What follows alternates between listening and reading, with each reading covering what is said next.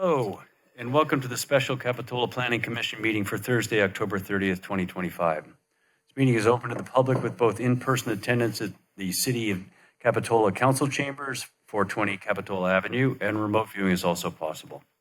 Planning Commission and staff are attending in person, and members of the public wanting to offer public comment need to be present. Public can live stream the meeting on the city's website, on YouTube, or on Zoom following the link on the meeting agenda. As always, this meeting is cablecast live on Spectrum Communications Cable TV Channel 8 and AT&T U-verse Channel 99, and is being recorded to be rebroadcast on the following Mondays and Fridays at 1 p.m. on Spectrum Channel 71 and Spectrum Channel 25. A recording of the meeting will also be available on the city's website after the meeting. Our technician tonight is Brian Robinson.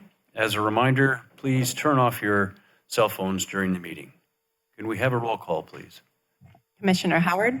Here. Commissioner Q. Here. Commissioner Welch. Here. Vice Chair Christensen.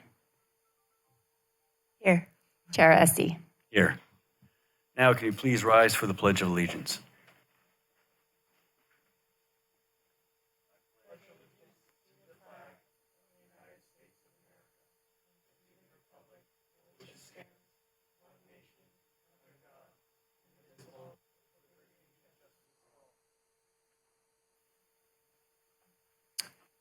Thank you all.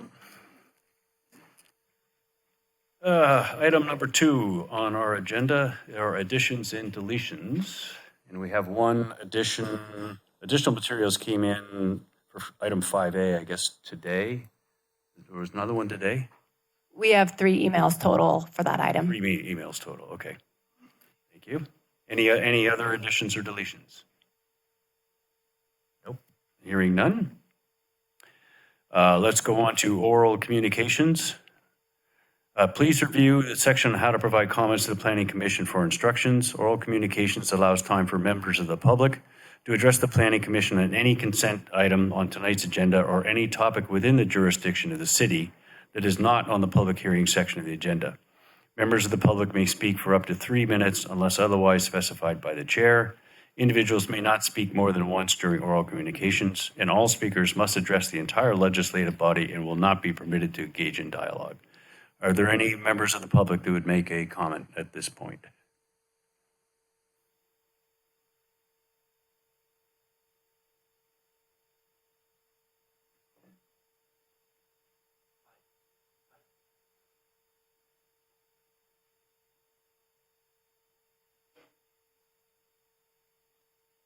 Hi, my name is Goran Klepic. I'm a former security guard of Zeldos on the beach from the past. I was advised by somebody from the police department to not talk about certain things which happened one time in the village here and in Capitola, which I feel like disgusted about, you know. As a citizen, I'm I'm American, but I also have a different passport because I served overseas in the army. I've seen stuff happen if people don't speak up. I will keep continuing speaking up that there was one time some cocaine trafficking going on here in the city of Capitola and also village of Capitola. I saw with my own eyes that, and I met with Andrew Daly, the police chief back then. He understood my English pretty well. He was not surprised. He knew exactly who I was talking about. Thank you very much for listening.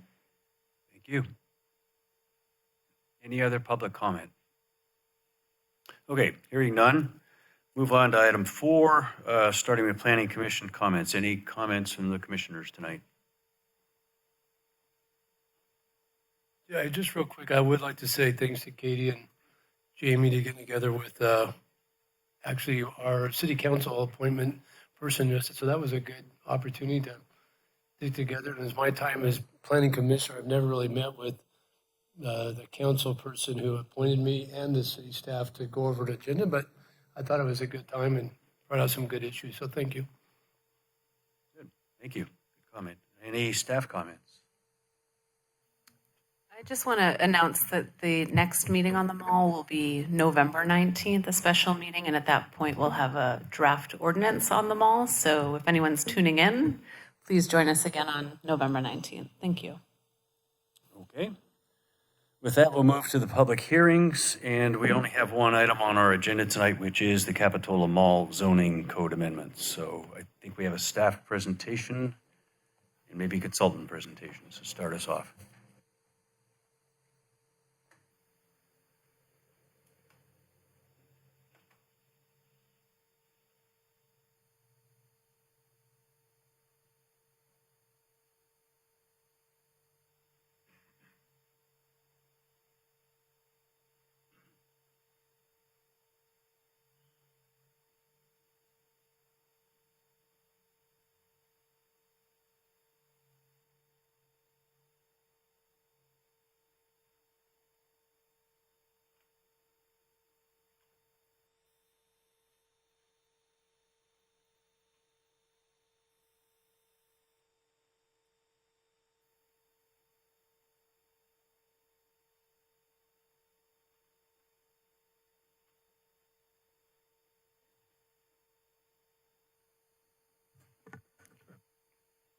Good evening. So my name is Matt Noble. I'm a city planning consultant assisting the city with the Capitola Mall zoning code amendments. And we're also joined online by Ryan Call with Urban Field Studios, an architect as part of the consultant team. And city attorney also is available on Zoom as well. So tonight's meeting is a study session to go over some important policy questions related to the Capitola Mall zoning code amendments. And we're going to focus on 5 general topic areas that are outlined in the staff report.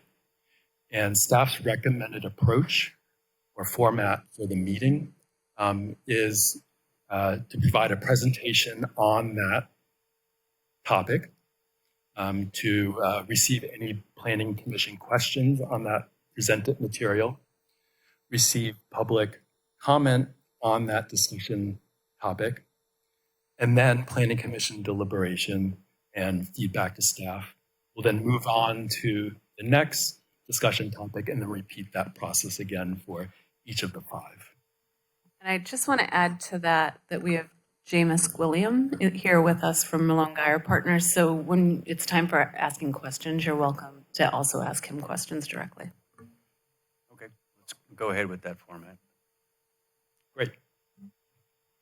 Okay, a few items of background information. So I think as most of us know, the Capitola Mall zoning code amendments are to implement the housing element. And there's a particular program within the housing element that calls for amendments to the zoning code to facilitate housing production consistent with the housing element sites inventory, which identifies a specific number of dwelling units by household income level that needs to be accommodated on that site in order to comply with state housing law. So that's the origin of this process. On October 2nd, the Planning Commission had a meeting to be introduced to the mall zoning code amendments with a focus on some of the unique design considerations for mall redevelopment that are different from development elsewhere in the city.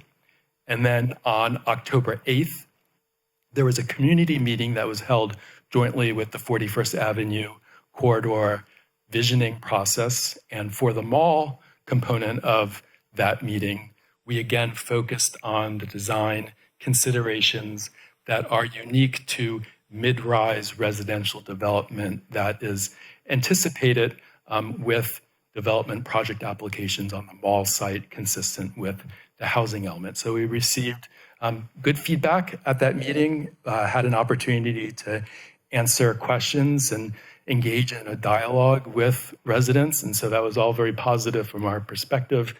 And there is a summary of that meeting that's included in the staff report packet. So just as a reminder, the Capitola Mall zoning code amendments will apply to the entire Capitola Mall block between 41st Avenue, Capitola Road, and Clarence Street. It's in total 46 acres. There are 14 individual parcels with 7 different property owners on the property. Okay, so as discussed in the staff report, we have 5 general discussion topics, and these address some of the most important policy questions that are coming up as we're thinking about the details of the zoning code mall amendments. And so we're using this meeting tonight as an opportunity to talk about these issues, present staff recommendations, provide the Planning Commission with an opportunity to hear from the public as well as property owners, and then for the Planning Commission to give us feedback and direction as we move forward with drafting the ordinance and bringing that back to you at a future meeting. So we'll start with general approach. And so currently, zoning for the mall property establishes a maximum FAR and height, which I believe is, make sure I don't misspeak on this, but 40 feet maximum height and 1.5 FAR. But both the general plan and the zoning code allow for additional floor area and additional height for a project that provides community benefits. So it's incentives for community benefits. And that's all contained in Chapter 1788 of the zoning code. And this is a highly discretionary process where an applicant essentially has to justify to the city council that the benefits provided to the community are sufficient to justify the increased height and the FAR. And so they need to come before the Planning Commission under the existing process and the city council for a conceptual review. They need to prepare a pro forma analysis or numerical analysis of the proposed benefit to demonstrate that financially it makes sense to the city to grant this incentive. There are a number of unique findings that the city needs to make to allow for that increased height and FAR as part of the project. And the Planning Commission would make a recommendation, and then ultimately the city council would have to approve the project and the increased height and FAR at a city council public hearing. So that's the existing process, and it's I would describe it as a highly discretionary one. And so program 1.7 of the housing element states that as part of the Capitola Mall zoning code amendments, the city will establish objective standards for allowed height and FAR so that project at those heights and FAR can be approved based on those objective standards in the same manner as other development in the city that's not requesting an incentive for community benefit.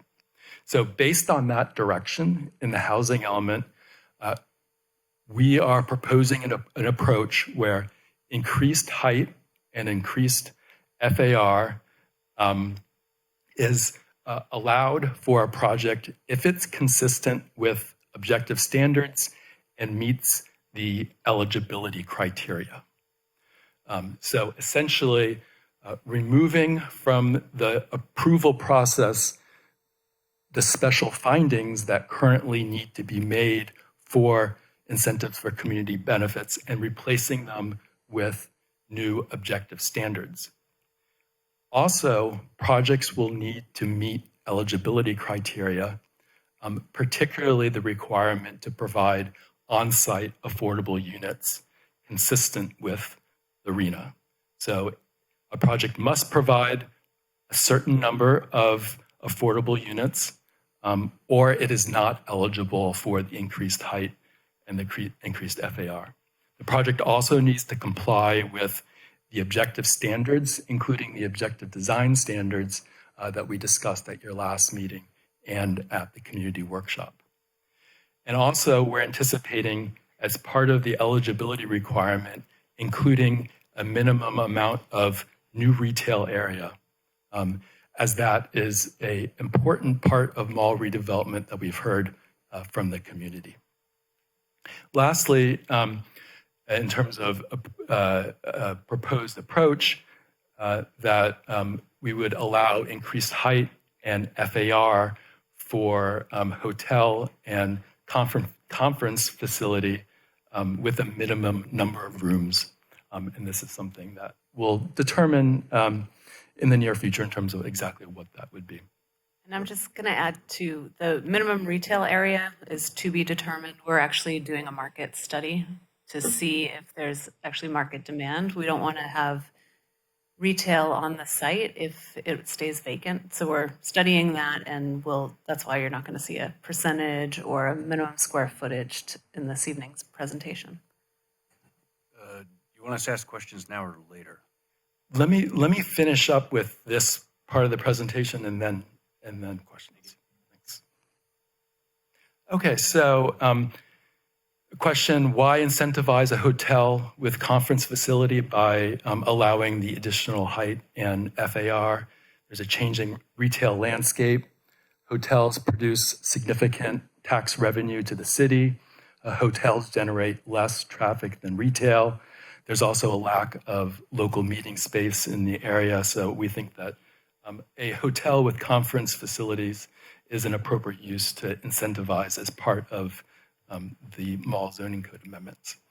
So one of the things I mentioned previously is that there will be an eligibility requirement for a specific number of units, particularly a specific number of affordable units. So this table identifies the city's RHNA for the entire mall property. So you can see on the bottom, there's the number 1,777. That's what's identified in the sites inventory as the number of units that the zoning needs to be able to accommodate on that property. And that 1,777 units are further divided by income category, lower, moderate, and above moderate. So let's assume, just for simplicity, that there was an application to redevelop the entire mall property. That application would be required to provide or include 266 lower income units, 90 moderate income units, and 281 above moderate units, because that's what's identified in the housing element sites inventory. So the zoning code amendments will specifically say a project must include the minimum number of units identified in the sites inventory. So I want to clarify, that's the minimum number identified in our RHNA. And so our sites inventory is a bit higher. The area in the blue so the area in the green is what's required by RHNA. So a project could not move forward if it wasn't meeting those ratios for the housing, or meeting the numbers in green for RHNA. But it can move forward also if the other 1,141 is what's in our housing element in our sites inventory for that additional above moderate to bring them up to 80% to make this feasible economically. Right. So the blue numbers would not be required, but is allowed, and the zoning code needs to be able to accommodate. The zoning code amendments need to be such that it would allow for the numbers in the blue. I'm gonna just take one stab at this again. Okay, so the numbers in green, when we got assigned our RHNA numbers from this from AMBAG, those are the numbers you're seeing in green that can be accommodated or identified as sites. The number in blue is the number of units we actually added during the housing element update, because if Merlone Geyer was only to produce the numbers in green, it would not be economically feasible for them. So we included more market rate units, that extra 1,141, to bring that to an area, a point that it's economically feasible, with 80% of the units at market rate, 20% at low and mod housing units. But in order to get that 75 feet, they have to include the numbers in green. The blue would not be required. Can I ask a quick question? Yep. The above moderate and additional above moderate, what is really the difference between those two definitions? Oh, just that it's additional It's like above same- moderate. It's the same thing. Same price. Sorry. So it's not, so truly it's 20%. It's additional, like beyond the RENA numbers, but that's Okay. it. Yeah. Just wanted to. Yeah, it's still above moderate. Okay. Question.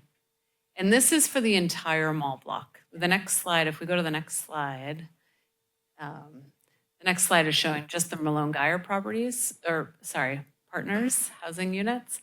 And this is what Malone Guyer would have to produce on site, the area in the green.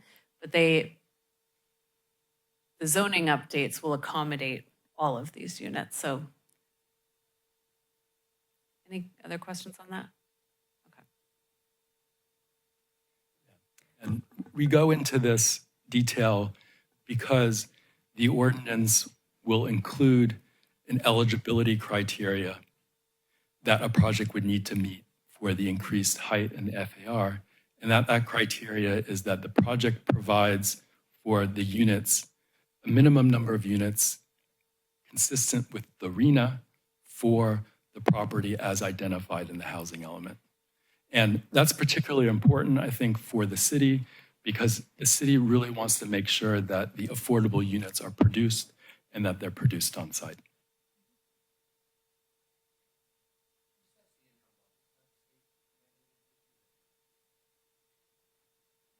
The income levels are set within our housing element, but it's through the actual levels themselves come through the state for Santa Cruz County, and then we base it on that, the area median income of the county. Is there a question? I just want to clarify one more time. Can you go back to the matrix? This one is for the Malone Guyer area isolated. Yes. Right. And then the 1,700 is for the total area, mall block. Correct. Okay. Thank you. Just keeping up. Okay. And so this is a slide that summarizes things that I've already said, that there's an existing process under 1788 where there's a numerical analysis, pro forma analysis of the development project, a conceptual review with required findings of community benefit, and then the application needs to be reviewed and approved by both the Planning Commission with a recommendation and an approval to the council. I'm just going to jump in here. So 4 meetings are required. In the conceptual review, it goes to Planning Commission and City Council. And then once we actually have the application after the community benefits, it also goes Planning Commission, City Council. So now the recommended process would be that the developer host a meeting and give the city prior notification. We'd help get the word out. They'd have required noticing. If the project complies with the objective standards when they submit it, then we would move through a normal Planning Commission process of Planning Commission review for recommendation to the City Council. So it would just have 2 hearings instead of 4.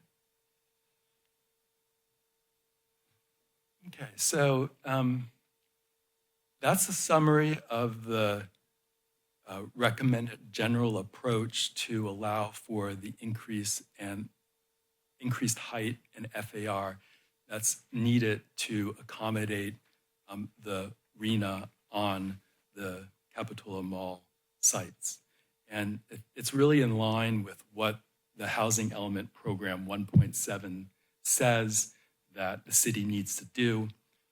We're adding some details into how that actually will be accomplished. So I think we're interested if the Planning Commission has any comments for us on this general approach, understanding that we'll be getting into more details related to height and FAR and other things as the meeting progresses. But just high-level general feedback on the overall approach. And I think the plan is that the Planning Commission will have additional questions for staff, then we'll open it up to public comment and then return to the Planning Commission for discussion and feedback. Yeah, right, commissioners, anybody have any questions or comments at this point? We want to go first? I'll just take a quick stab. I like that new process right there. I think it streamlines a lot of the work that needs to be done. This is going to be a very intensive process that we're going through, so I do like the recommended process for it. Add anything? Well, I'll just add, this housing element is in a very aggressive push by the state. This is going to have a huge impact on our community. And when it comes down to the Capitola Mall specifically, the city council has kind of set some direction for us already as we move forward. But to me, it comes down to how we as a group develop these objective design standards. And I hope that, I'm looking forward to working with Malone Geyer, that I think this could be a positive project for both of us. But it's going to have a huge impact to our community as far as revenue, infrastructure impacts and stuff. So I'm looking forward to working together with Malone Geyer and the city to write down and get some objective design centers that works for all of us. So basically that's all I got to say. Thanks. Thank you. Okay, so I have a few sort of administrative questions. On what you're proposing is we're going to create a new new ordinance 17.xxx that covers in Capitola Mall only all 46.27 acres of it. Correct, yeah. Okay. And the intent is, in that ordinance, we will not be referring or expecting any community benefits from any mall developer going forward. We're going to set objective standards, either meet them or they don't. And if they don't, we don't look at it. If they do, then it goes through Planning Commission and then City Council for approval. Is that?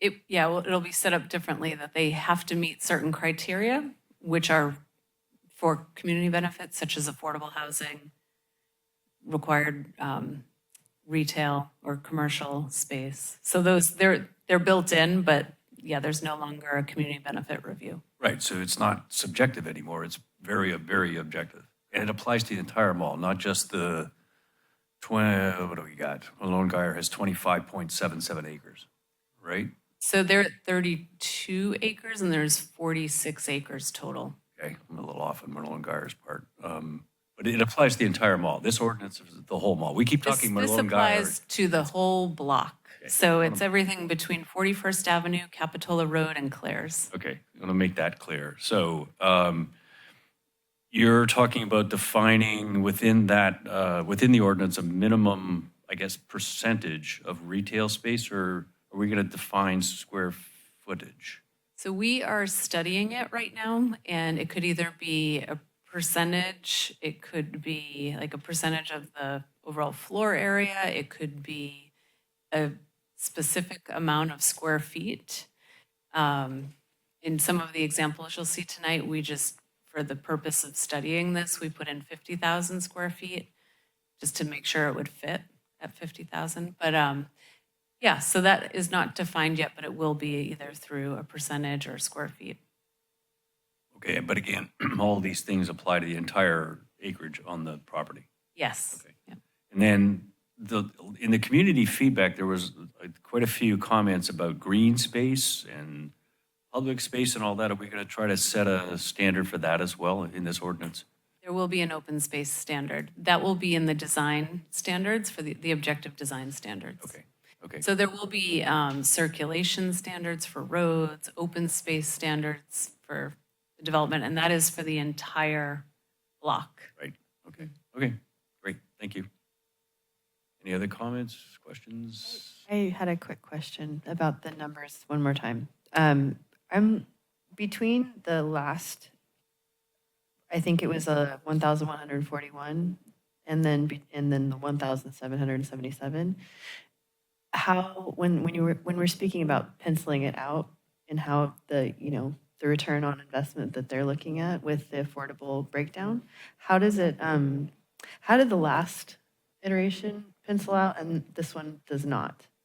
I mean, without it being increased, the height and the density and everything else. Are you referencing 2019? Well, maybe just the last number and when we increased the height and the density this last time. So I'm not quite following. We did have an error in our numbers. So the number in the staff report should have been the numbers that you're seeing tonight. So I think that's maybe what you're referencing, but if you could, is it from the staff report? No, I was just saying, when you had it, when we increased the density and the height, I can't remember, it was a couple of years, maybe a year ago, 2 years ago, we were doing the housing element. Yep. Making that economically feasible with the breakdown of affordable to moderate income housing to now having it be, a larger, higher density with a, greater height. The difference between the two, that was economically feasible for them then, and making it more dense now. You know what I'm saying? So in our housing element, that's where we set the 75 feet and the 2.0 FAR. Yeah. So we'll have slides we'll talk about some of those development standards in which they're requesting 85 feet in height. Yeah. Which would create more density. Like you could get a more dense project, but nothing has changed. Okay. So I think if that answers your question. Yeah. I'll just wait for the more slides. Okay. Sorry. Yeah, nothing has changed in terms of the density that was proposed under the housing element. So there is no density limit. So it's tricky when we talk about density. It's really you just calculate your floor area ratio, which is your land, and tied to this, 2.0, you would take the area of your land and multiply it times 2 for your maximum floor area for the structures, and then your height, 75 feet. That's your limitations for density, because there is no density limit on the site. When we set the 75 feet for the original plan, was there discussion with Malone Guard before that about what they were looking for in terms of height, or is that just a new request coming from them to push it up? That was a request from Merlone Geyer during the housing element update, and just so that it would be financially feasible for them to redevelop the site. So at this point tonight, if there are more questions on the process that we've laid out and the requirements for what would be required in order to get to the 75 feet, are there any more questions on that before we go to public comment? Okay. Okay, with that, let's open up this discussion of the general approach to the public. Anybody want to make some comments on this?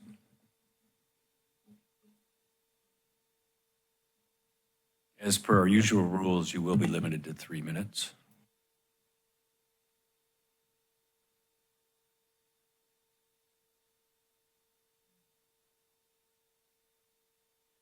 Good afternoon.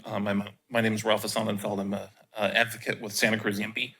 I think in general, we're supportive of the direction that the city is going in. A couple things I wanted to highlight are, while there may not technically be a legal limit on the density, there is a practical limit on the density. And that practical limit is their building code requirements. I think it's about 120 square feet is the minimum that a unit is allowed to be. Also, there are limitations on the size of about the area of an individual parcel. And I think one of the biggest limitations on density that the city has right now is its parking requirement. And I would encourage the city to not overpark the mall. That was one of the redevelopment of the mall. That was one of the common threads in the community discussions a couple weeks ago. And right now, the larger the unit, the more parking it's required to have. I think that's a mistake because it discourages larger family size units. I think if the city wants to have more larger family size units, it should be encouraging it by not requiring as much parking. I also think want to remind the city that you shouldn't be adding additional constraints to housing development. So I hope that, we haven't talked about it tonight, but I hope that you're not considering additional setbacks or step backs or impact fees on the project. In general, I think the reduction of the number of hearings is a good thing. The city should also be getting rid of conditional use permits for housing, or if it wants to have restaurants or hotel uses at the mall, it should be getting rid of the CUP process associated with that also. Just make it all objective standard requirements. I also mentioned, I also wanted to mention that the city should stick to its commitment in its housing element to not count the parking garages towards the project's floor area ratio. That's already a commitment that the city made, and I hope it follows through and honors that commitment. I hope it also would include any retail space, not counting that towards the FAR if it wants to encourage both housing and retail. Thank you very much. Thank you. Any other public comments? Step right up.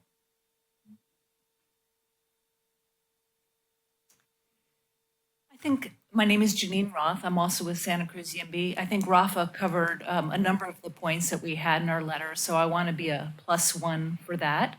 I do want to just generally remind us of what a great opportunity this is to add housing here in the city of Capitola. Our region for 3 years in a row has been determined to be the most expensive in the country. And I think that what the mall brings is a really unique opportunity, not only to bring housing, significant housing to the area, but also significant jobs. And a lot of what makes us #1 in the wrong category is the jobs to housing. So let's make it a real community hub and a place for our neighbors here in Capitola.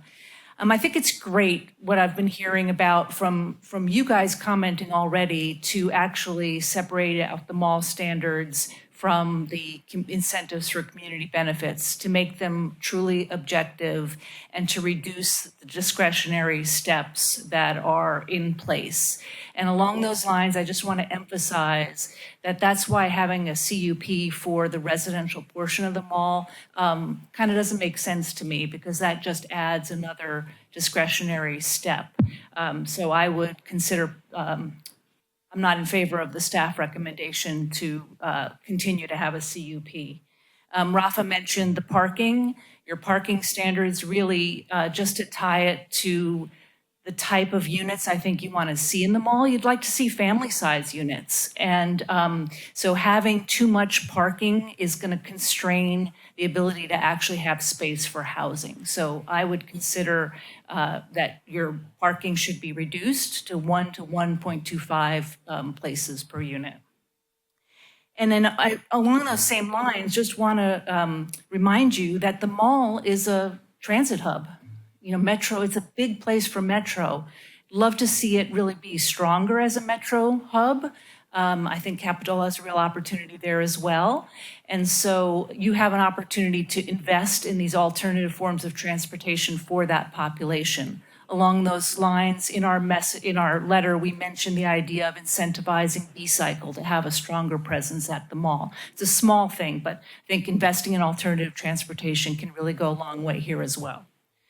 So just wanted to say it's a big step forward. I know the staff have worked really hard on this, and appreciate you guys, your support for standards that are objective, a process that can be as also as objective as possible, and that can deliver the homes, the jobs, and everything that we need to have a strong economic engine here in Capitola. Thank you. Okay, thank you. Anyone else? David Fox, McCormick Avenue, Capitola. I'm a little bit blown away by the scope of this project. It wasn't very long ago, it was 700 units, and now it's 1,700 units. Do Do you realize that's increasing our population by 1/3 in one area? That's one concern of mine. Second concern is our infrastructure. Who's going to pay for that infrastructure? What I see going on now is all of our sewer fees and everything are going up because we have more buildings being built. Why are we, the existing people, that are having to pay for those infrastructure improvements? Those infrastructure improvements should be attached to any project that's going to be requiring them, not to the general population. Third, I think the lady made a very good point, transit hub. If you're going to have a large project, everybody said you need a good transit hub. We should somehow tie something in that makes them required to keep the transit hub there and not make the Metro District go out and buy more land. Thank you for listening. Thank you. Other comments? Good evening. My name is Daniel Alvarez. I work for the Norcal Carpenters Union. We're here to support the project and anything we can do to make it come through. Let's create some jobs and be responsible with the contractors. Thank you. Okay, thank you. Any other comments from the public? Okay, let's bring it back to our staff deliberation on this and recommendations for city staff on how to go forward. Let's limit the conversation to just the general approach that has been presented, not some of these other topics such as transit hub, et cetera, that's been brought up by some of the speakers. So anybody have any comments right now? I'm in support of the city's approach to processing. This. I think the limited number is nice to keep the process moving and to, and I feel they've made a diligent effort to keep us involved and informed. So keeping the process moving while disseminating information has, to this point, has been really, I feel, informative and thorough. So Thank you. Anybody else? Any disagreement with that? Okay, so let's move on to the second topic then.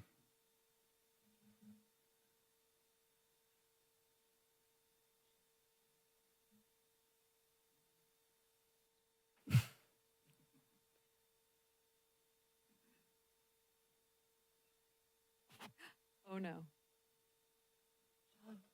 Oh, existential crisis.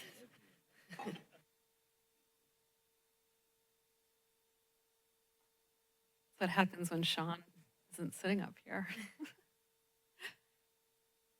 Okay, there we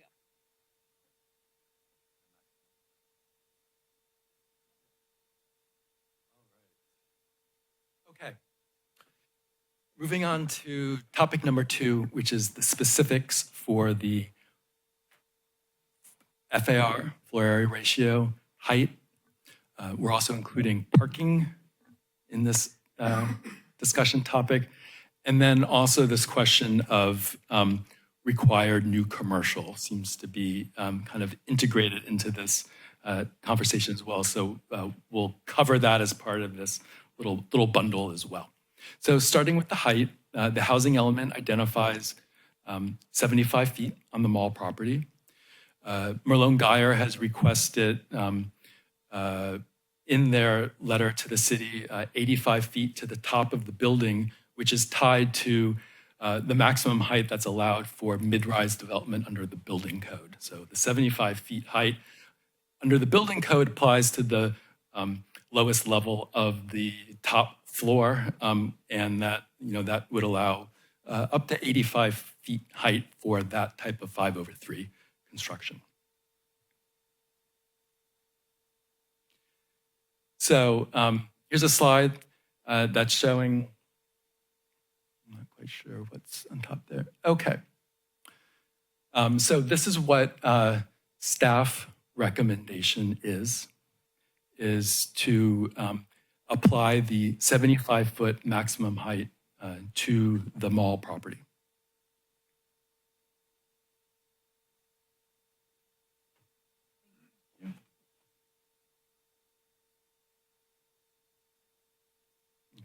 And as I mentioned, Merlone Geyer has requested allowing up to 85 feet for building efficiencies,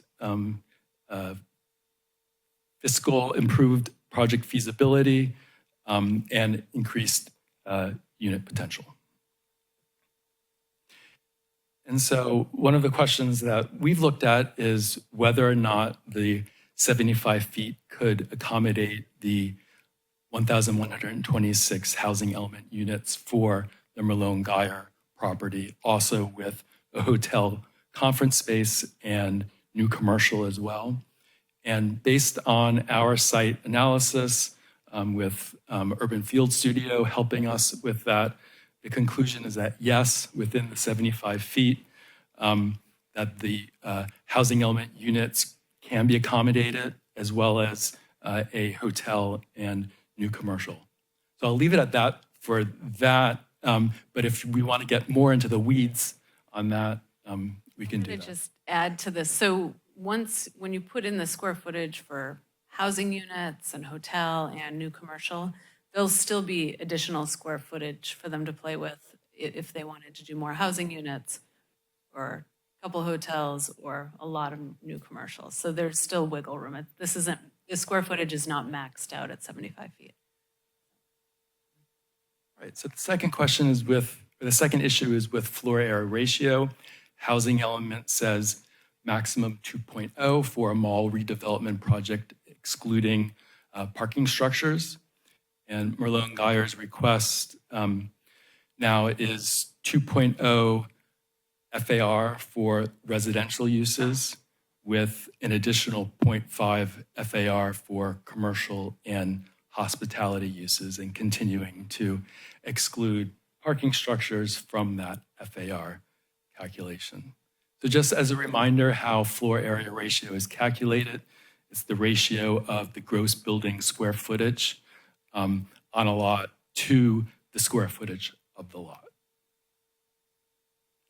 It's also, I think, important to note that the way that floor area ratio is calculated according to the zoning code is that you look at, for your denominator, the parcel or adjoining parcels that are under single ownership or single control. That's what's used for your site area.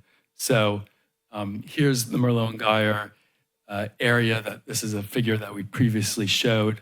That is the area that we sort of expect to see a redevelopment project if one comes in.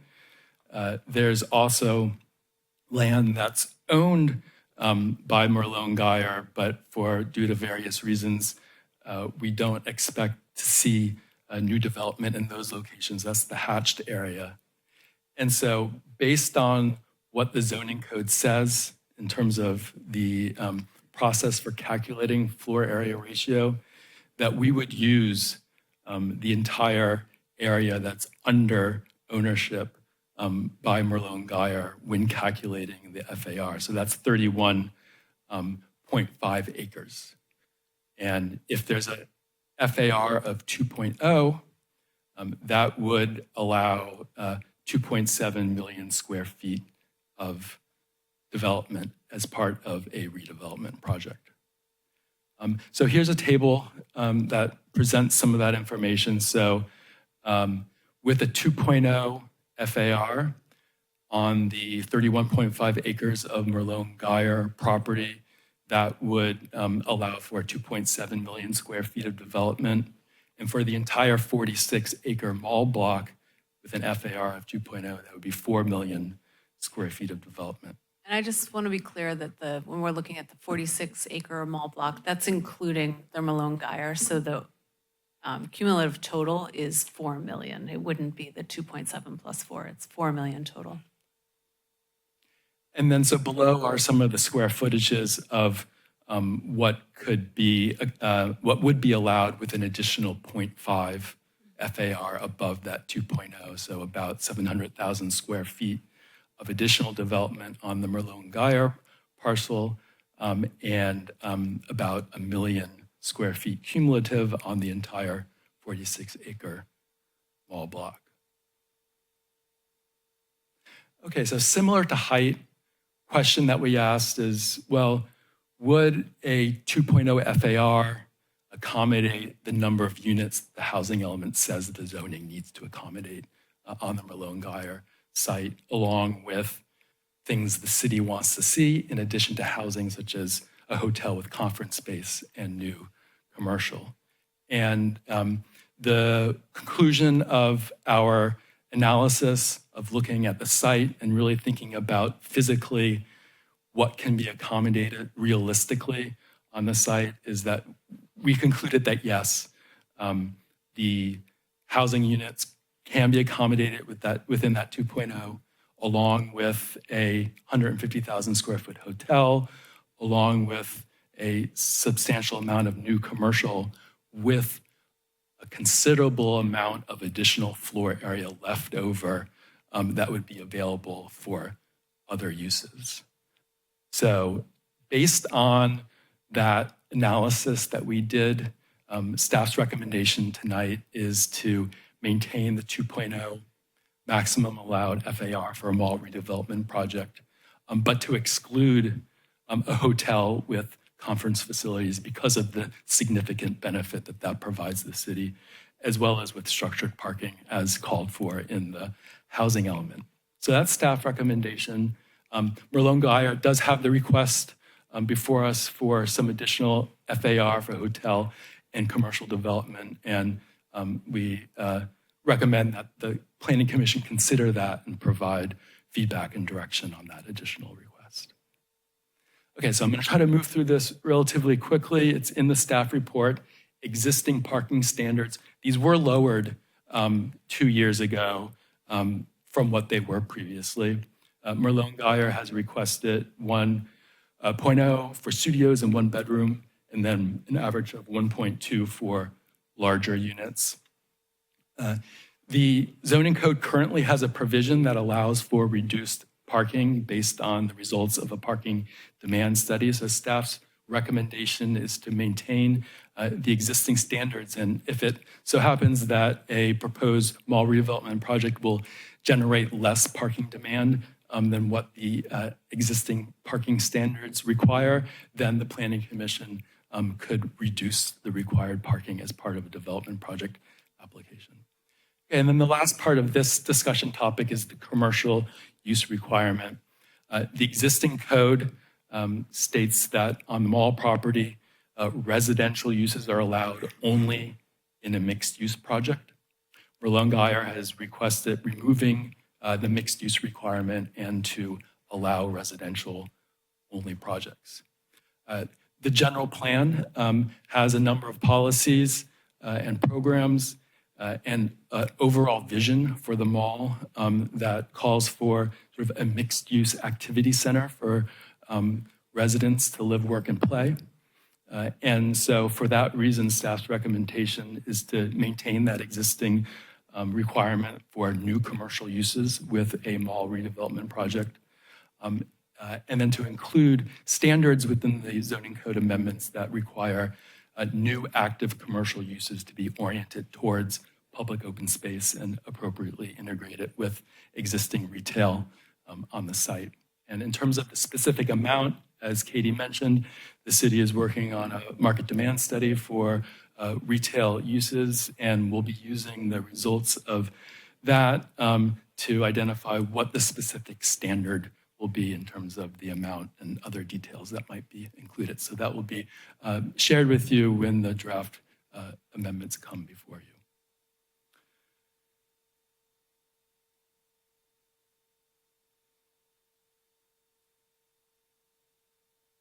Okay.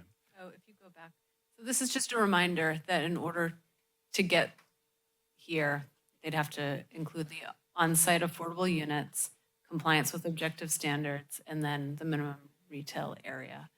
And also that the hotel would also be included. But if we go to the next slide, we just wanted to remind you before getting into this discussion. Okay, so there are 4 topics: height, FAR, parking, and commercial uses. And we're interested in Planning Commission feedback and direction on staff recommendation for these. Okay, thank you very much. Any questions, commissioners, on these 4 subtopics? I just have a quick question. How much current retail space does Merlin Geyer have? in the mall? I want to say it's around 600,000 square feet. It might be slightly over. Yeah, I calculated 373,451. Okay. Yeah, the total mall is 640,631. That's okay. That's right. Thank you. It's about half of the mall in total. So I'll just say it into the mic so that it's, so everyone hears it. So the overall mall is 640,000 square feet. Merlin Geyer Partners owns 373,000 square feet of that. So just about half, a little over half. Regarding parking, I heard a lot, or just read through some of the correspondence coming through from the community concerns, like if we do reduce parking, right, what kind of protections would we provide for the kind of surrounding areas or the surrounding streets? That's a great question, and that's a challenge. You pretty much, you can control the site you're working on, or you can try to negotiate deals for utilizing other sites. We definitely allow shared parking requirements with adjacent properties, but we're talking about an entire block. So they could maybe work out a deal with Brown's Ranch if they had excess parking there, but you really try to control it with a parking plan from the development. So I think the development would have rules for we would require a parking management plan, and then that would have to be followed. Other questions? So I have a question about the 75-foot number originally in the housing element. It sounded from Merlin Geyer's point of view, there was a misinterpretation. We specified height to the top of the building, and they took it as the bottom of the top floor. Am I reading that correctly? You know, I'll let, would you like to speak to that? Yeah, you can go ahead and answer, yeah. Okay, then just, we'll deal with it all at one point. Okay, thanks. No, that was it for questions. Okay, let's open this. No other questions? We'll open it up to the public now. Hi, Jameis Quilliam with Merlin Geyer Partners. I think I met you all virtually last time, so it's good to be with you. And look, I'll just start by prefacing it. I understand this is a really big project in an awesome town. Change is like scary and big for everyone, and so we're trying to be as involved in this process as possible. And I want to be here to answer questions and just be collaborative. We actually opened a website just to give kind of some representative images of like what redevelopment could look like, and we're hoping that people will go there. We have a bunch of like frequently asked questions about things like parking and traffic, and as we get emails that come in, if it's not already addressed in the FAQs, then we just add it to the FAQs. So to the extent, you have questions from neighbors or friends or whatever, you can direct them to that URL. So we'll start with height. So this is something that we run into pretty common. The reason why I wanted to clarify the 85-foot limitations, because that is the height limitation to not trip a high-rise designation for a building. When you go over 85 feet, fire life safety code changes and the building cost increases dramatically. And so there's a natural ceiling on building height. Most of the cost of these multifamily buildings goes into the parking. I'm going to talk about parking in a second, but the concrete structures are very expensive to build. And the wood frame construction, which is you're maxed at 5 stories of that, puts you at an 85-foot building. And so that's pretty common in the region, is like the tallest buildings that you'll see are 85 feet. And there's benefits to doing an 85-foot building, even if it's it's interior to the site where you don't notice it from the exterior. The more units we can put here, right, you can gobble up more of your arena allocation. You have to deal with it down the road elsewhere. And this is ideally where you want to put more housing next to goods and services and transit and things like that. So that's the reason why. I don't know. I wasn't involved in the 75-foot recommendation previously, and it might have been an oversight from our architects on not pointing out the difference.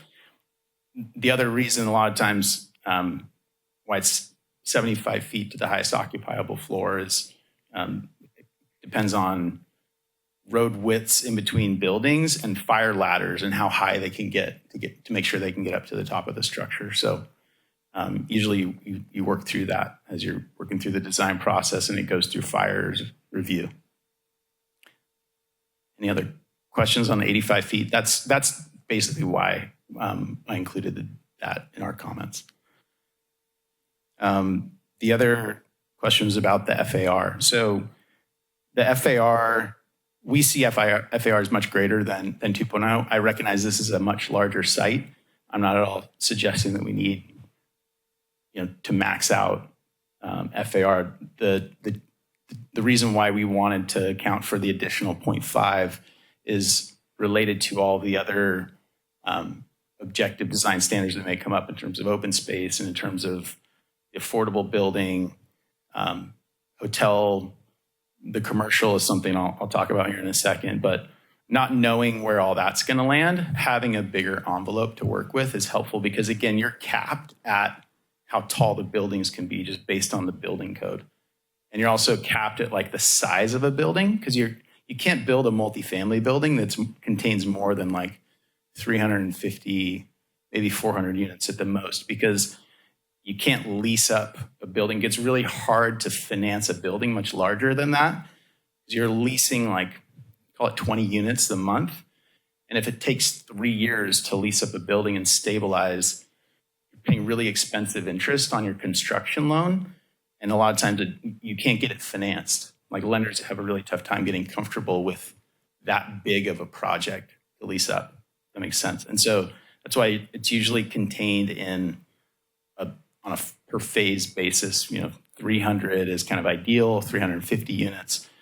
Much bigger than that can be challenging.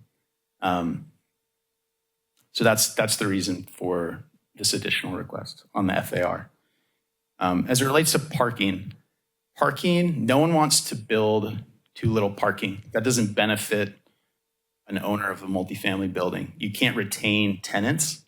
The lease turnover increases exponentially as tenants realize it's a bad place to live because they're having to park down the street and walk to their unit, right? If someone's living in a multifamily building like this, they want to park either on the same level that they live on, which is you can build a wrap where the parking structure is in the middle and then there's units around the outside. You park on the same level you live on, or you're in a podium and you're riding elevators. So there's no benefit to building too little. There's also no benefit to building too much because then you can't finance a project. The parking is the most expensive part of a project. The concrete that it takes to build these projects is where we've seen the least kind of pullback in construction pricing. There's not enough of it. And so there's definitely an art and a science to how much parking goes into these buildings. And there are norms throughout the region that every multifamily building, there's a deep dive into the utilization of comparable multifamily buildings that goes into the recommendation by the development team of how much parking should be there. So the recommendations that we made are related to those minimums. And whether it's a min or a max, you just want to make sure that there's enough flexibility as well to adequately park based on the dynamics in the market. Does that make sense? And then the fourth one was related to the commercial retail. So this one's interesting because what we're talking about is developable portion of a much larger site, like you talked about. Target, Macy's, Kohl's has a long-term lease. Ross, we don't own Ross and the shops adjacent to Ross. They're pad buildings. And then there's retail all surrounding the site. I think maybe a year or two ago, I think the city commissioned a study from Cosmont who agreed that building too much ground floor commercial retail is essentially infeasible. It drives up the cost of construction. There's a ceiling on rents that these retailers can pay because their operating expenses have continued to climb. So if you can't charge the rent to justify building the space, you just can't get it financed. So the residential in a vertical kind of mixed use environment, it doesn't pencil in this type of environment on a large scale. Are there opportunities for placemaking through retail? Yes, but I think that's the question: is why have a minimum requirement of commercial? Is it for tax revenue or is it for placemaking? Because they're two very different things. The hotel is going to give you way more benefit from a tax revenue perspective, but they're competing for parking because you're not going to build structured parking for either a hotel or for commercial retail in this market. You can't support it. And so what's interesting here at the mall is you have existing retailers. We have reciprocal easement and parking agreements. There's going to remain large surface parking lots. That ideally is where you would park commercial retail and hotel uses. And so you want to make sure that there's enough flexibility. My concern with having a minimum commercial requirement, if it's too large, is it's then competing with the land area for the rest of the project, and then it becomes a feasibility problem. So, and Cosmont laid that out and made kind of recommendations in their study related to requiring vertical mixed use. And if it's not vertical mixed use and it's horizontal, then you're just taking up more land area where the housing could go. And the housing is what's going to justify tearing down existing commercial retail. Right? That's the trade-off that we're always analyzing is we have a mall that's operating, right? The Sears is vacant, although today with Spirit Halloween, it's not vacant. It is cranking today. I was over there earlier and the line's like out everywhere.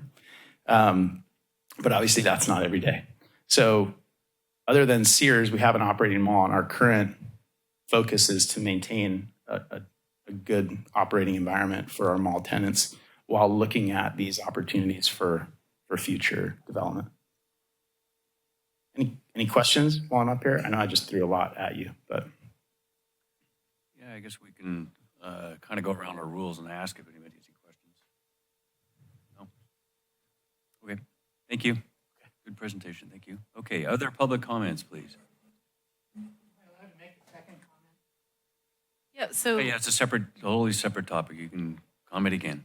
No, I just wanted to say I thought he did a really good job. And he cleared up some stuff that I wondered about. But I still am concerned about infrastructure. You know, I just don't want to see our citizens burdened with the cost of infrastructure for other projects. Also, we've just rezoned a lot of property around here to increase the density. So this is not the only project that's going to come before the Planning Commission. It's going to increase the density of our city. Thank you.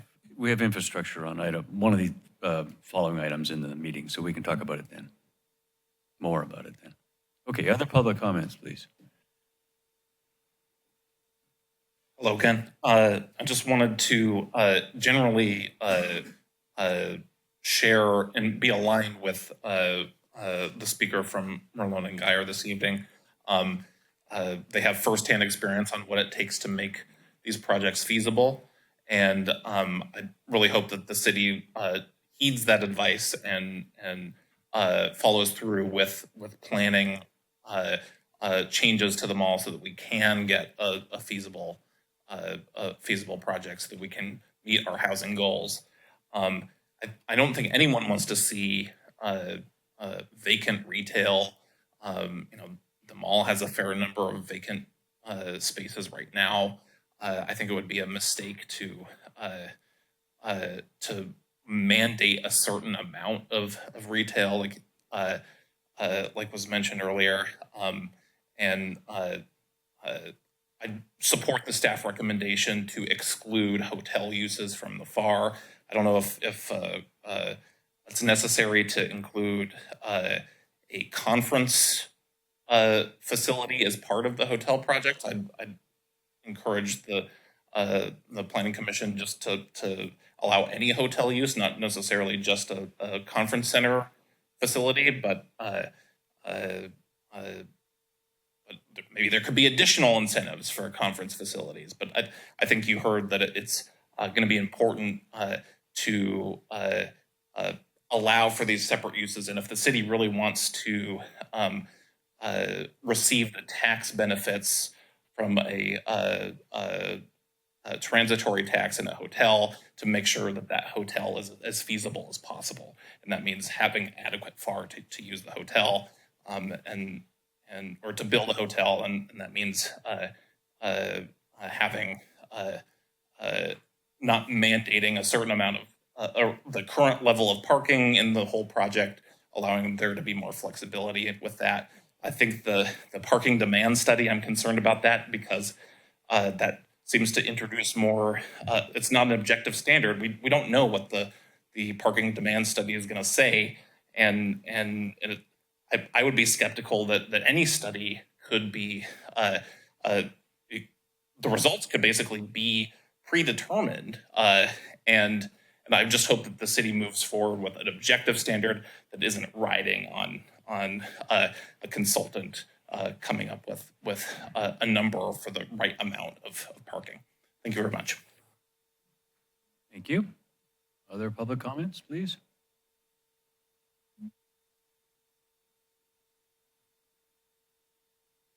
Hello again, Janine Roth. The one thing I just wanted to, I'm excited about the opportunity here, as I mentioned before. Staff mentioned that parking requirements were recently updated, I think within the last 2 years. I'm not aware that there's a lot of experience with those multifamily parking requirements actually being implemented. So it's hard to know if those standards actually are enough, not enough, or too much. So I just wanted to remind us all of that as you consider. But you also got some very good information about other elements that parking may depend upon. So thank you all. Okay, thank you. Any other public comments? All right, hearing none, let's bring it back for deliberation. Chair Esty, I just wanted to mention that James brought up that they have the FAQs on their website, and just in case the public is interested, that's at capitolamall-community.com. Okay, great, thank you. All right, who wants to go first on this section, development standards? Can you bring that slide back up, which has the 4 sub-topics here? Thanks. Here we are. Height, FAR, parking, and commercial uses. I think, I'm sorry, I forgot Malone Guyer's name. I think he's dead on. A developer is not going to want to build a building that has insufficient parking or too much parking. So I'd be curious around what their standards have been. I guess they did show it up there on parking per unit or parking per square foot. I think there's a point to be made. We have our numbers of 3 tiers, and I don't know how many spaces that comes up to be on ours versus theirs, but I think it's a point to consider. And on the height, 75, 85, if we can come up with setbacks far enough off of the corridors and have it stacked well enough so it's not the monstrosity, I don't know if 75 feet is any different than 85 feet, generally speaking. The square footage, yeah, I get you get more square feet out of it. So those are two comments I have off the top. Okay, others?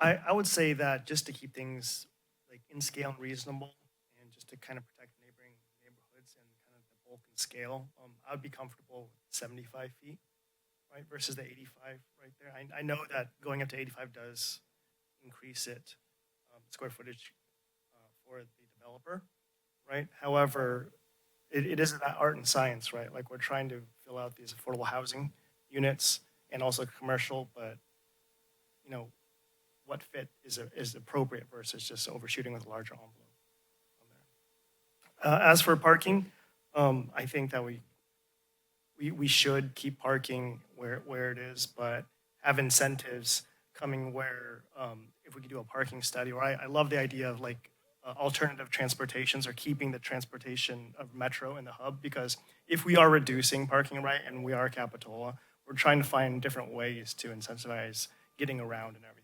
And a lot of conversation is happening in the community regarding increased congestion and traffic up and down 41st. So giving those kind of incentives, I think would help quite a bit to it. So when you say keep the parking as it is, just the existing multifamily parking standards, which to reiterate is 1 for 500 square feet, 1.5 for 501 to 750, and 2 for 750 and above. Okay.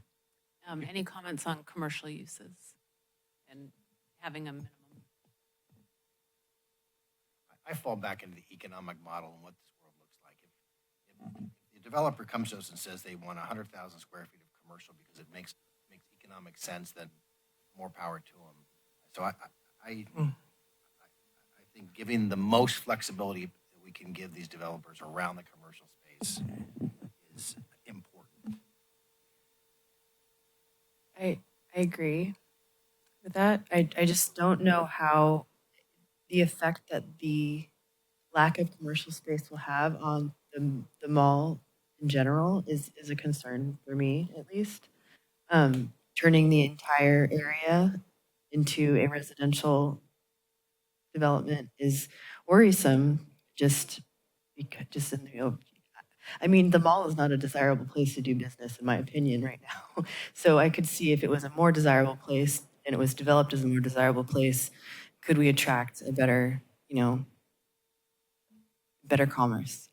And that's just a question. I mean, I guess for people like you that develop these things, but I'm curious as to the condition of our retail space right now is just not what it could be, I guess. And The question is, do we require it or do we allow them the flexibility to? well, that is the question, but at the same time, we have a two. The FAR is 2.0, right? Right. So requiring. Commercial to zero, right? No, we're saying that the mixed use right now, as established, they're requesting to have an additional 0.5 on top of the 2. So the 2 would be assigned to the residential, and then the 5 would be in addition. But if we require the 5, whether it be in or out of that 2 allowance, then I just don't want to see. I just don't want to see this giant block of housing. I think, and I'm 100% in agreement for the housing. I'm concerned. I agree with Commissioner, my fellow commissioner. Quick question: Our staff is doing a study for Yes, this? we're doing a retail demand study to, because it's really hard to assess right now. 41st Avenue is doing pretty good overall in terms of there's not too many vacancies, and the ones that are there have specific issues tied to them. But at the mall site, the Sears is sat vacant, and the Japanese restaurant that used to be Takara. sat empty. But that's also a little bit self-imposed because of redevelopment planning to move forward. I think they stopped leasing that area before 2019 with that project that went away. But it's so it's hard to assess. So we're going to have it studied. Yeah, no, I think that'd be very beneficial on that, especially if we're trying to decide what kind of retail usage we're using here. And with the representative from Merlin Geyer saying, we have the opportunity to kind of choose, what kind of retail we want this. Do we want it to be revenue generating, right? But how much does that really get us as in from taxes versus placemaking. Right. How do we optimize and maximize versus just having housing as just one big block right there? And just my concern is that if we don't require it and we provide the maximum flexibility, they're just not going to provide it. And I mean, no fault of theirs. It's, it's a business model, and that's great. But how do we want to live in our city? And I would be sad for our city if we didn't have walkability of I know that there's going to be retail there, but then having providing the placemaking and having an area that is developed in a very curated way, but I totally agree with that. I just think that the market forces will drive them to do something intelligent. Understood. If you build a block of housing, nobody just wants to live in a block of housing. They want the amenities that go with it. Yeah. So there's a balance. Yes. Do you Yes. give them free reign and say have at it, or do we say we want 25,000 minimum square feet of service related or Well, placemaking, as you say. yeah. Retail. So I get that. And I can get behind some minimum number. Mhm. I'd love to give these guys at least some room to run in terms of developing they're going to spend hundreds of millions of dollars to build this thing. They're not going to build a brick. Of course. Well, then, but you also look at the downtown how they've developed Santa Cruz City and how that has affected commerce down there, and how that will affect us if it's in the same vein. And I've run 100 different scenarios through my head in terms of the architecture and how that'll affect. No, but I really enjoy the dialogue. I want to know all of the information that you have to give is really, really useful, and how that's your space in general will be imagined. I guess, yeah. Hey, well, first I want to thank James for speaking up, and it's good to hear some side. I don't know if you're around. I was around the 18-19 time when we were really close to making something happen, and then COVID. So, but here we are today, and along with my fellow commissioners here, I want to hope that we can give you the tools to have a great development, one that's going to benefit our community. But we come from a different set of ground rules, and yours is profitability, and ours is our community. So those are really some of my concerns. That 75, 85 feet, if we can just go down the list here. I'm retired fire. It all makes sense to me. I get the 85 feet. Central Fire's got a nice new ladder truck. It would stretch. It's all based on setbacks. I'm getting there. And you understand that no mezzanines, no patios, or nothing on the roof if that's what they're going by. But I think it's something that we could have a discussion about. I'm a 75-foot person, but 85 feet doesn't scare me. It comes down to, I think we're going to get to a point on these design standards, at least that's what I'm hoping, that we're going to be discussing some negotiable items here. So, for me, that's one that we can look at. So that was going to be one of my questions for you. Is 85 feet feasible from a fire standards basis? It's feasible, and the whole thing is the roof at 85 foot is not a living place. Although, they're going to probably have roof access, but could Central's truck get to 85 foot? It'd have to be a real close setback to get their truck up there. It'd be very close, but and that's why we go to high-rise standards, right? Because it changes the whole life safety for the residents, because we don't have that access from a fire department to get there. But anyways, I wouldn't rule out 85 foot. I'm not ruling out right now. It's something to discuss, but I'm comfortable with the 75-foot. Floor area ratio, I'm totally fine with. The 2.0, I think excluding them from the parking structure, that's fine for me. I am stuck on keeping our multifamily parking standard the way it is, and contrary to some other discussions here about parking, and some of you have been around long enough, we used to have a traffic and parking commission in Capitola because of parking, and there's discussion about trying to bring it back because it's still an issue. Interesting today, I think the Bluffs is going to open up next Tuesday, and they went next door to the church, asked if they could borrow their parking lot for the grand opening. So is parking going to be an issue? Absolutely. And the parking it's underparked for the Bluffs.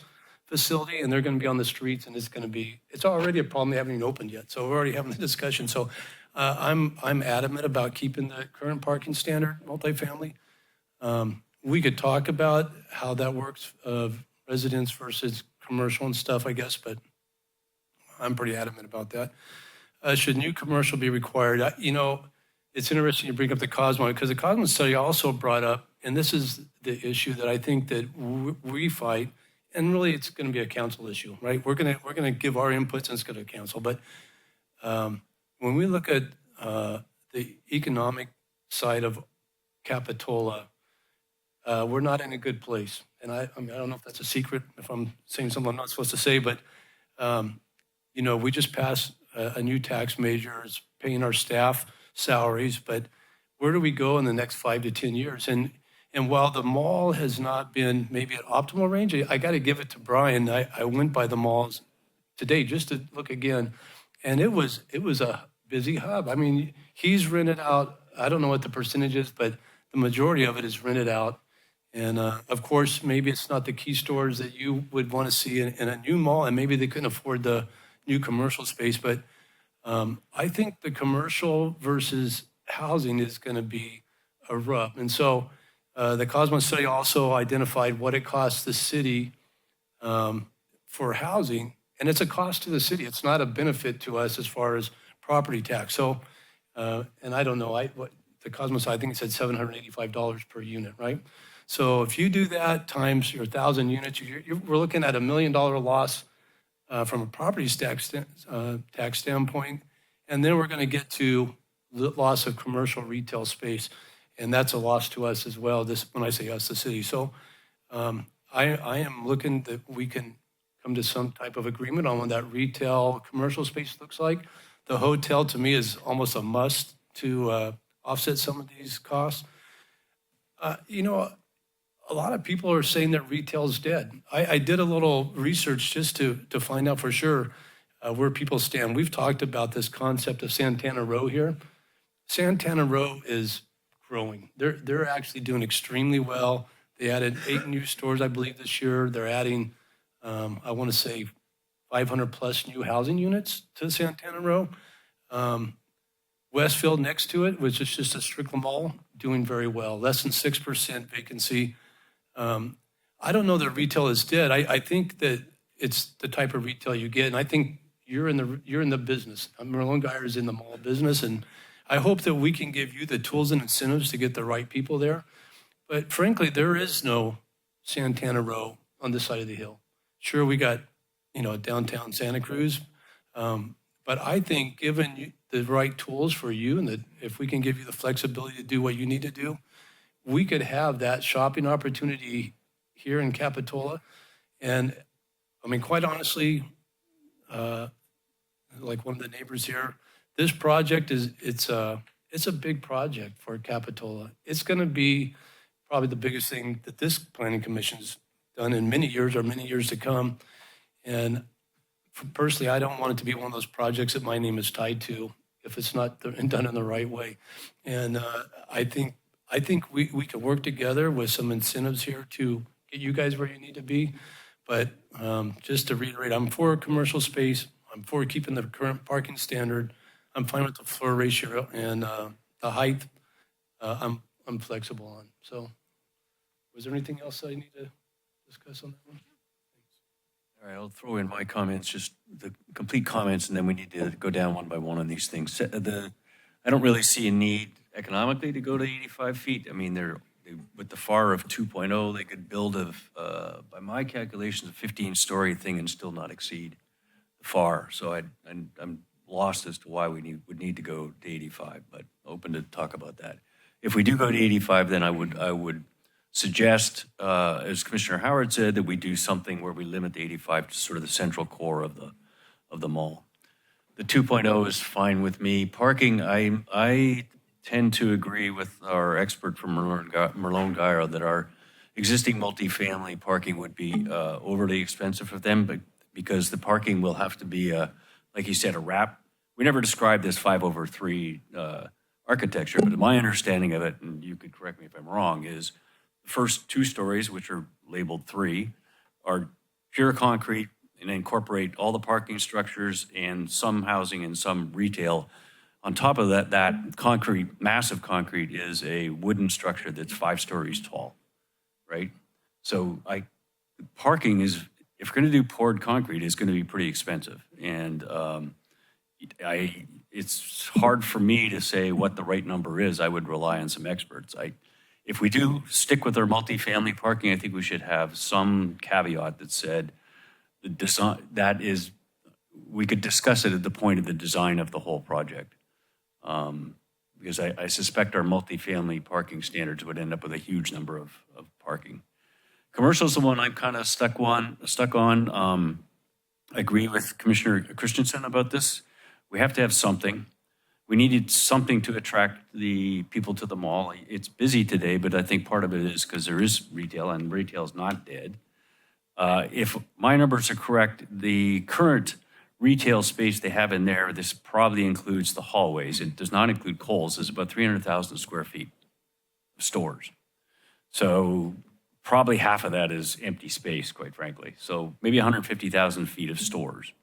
So why wouldn't we just trade one for one and have a requirement of 150,000 square feet on this property? And then we would, at least from a revenue standpoint for the city on that part of this, we'd be revenue neutral. Yes, it gets to be pretty prescriptive, but it seems like something that we could possibly do. Okay, so we've all heard our comments. Let's go to item number 1. Where do we want to go on that? I'm just going to ask that Commissioner Howard, your mic wasn't picking up very well, so if you can. 75 feet or 85 feet? What's our consensus? We're all sort of wishy-washy on this one. Is there, I think Jameis, you had something to add? Just really quick. I always wanted to hear what you had to say. Yeah, step up and let's talk. This is important to the city, so let's hear your position on this.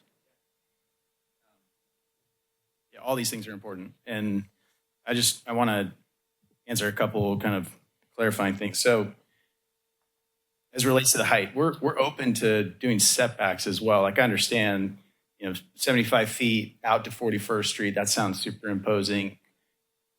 As was mentioned, if it's tucked inside the site, you won't know the difference. But the benefit of giving us another story is allowing us to then invest in the placemaking, right? Like it's kind of whack-a-mole. Like you can't just say only 75 feet, but you have the FAR. We can't go taller than 85 feet. It's not feasible. It would trigger high-rise construction. I'd have to charge $2,000 more a month in rent to justify high-rise construction. It's just not going to happen. So that's the reason why I think it's important to consider the 85 feet. It really, we should be in this together. It shouldn't just be like, it's not profit, it's feasibility and it's financeability. Profit comes like secondary to these other costs. It really is a hurdle of justifying tearing down existing square footage and convincing my investors that that's a good idea, and then convincing banks to lend us money to build the project, right? So there are a lot of eyes that are looking at this. And by allowing a larger envelope, it allows for more of the placemaking. So I would encourage you to think about not restricting exclusively to 75 feet.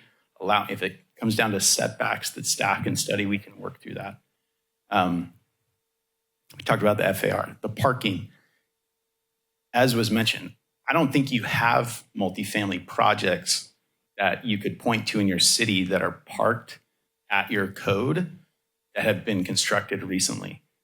And if you were to look at similar types of multifamily projects, Santa Cruz, over the hill, San Jose, throughout the valley, you can see the recommendations that we've made are market.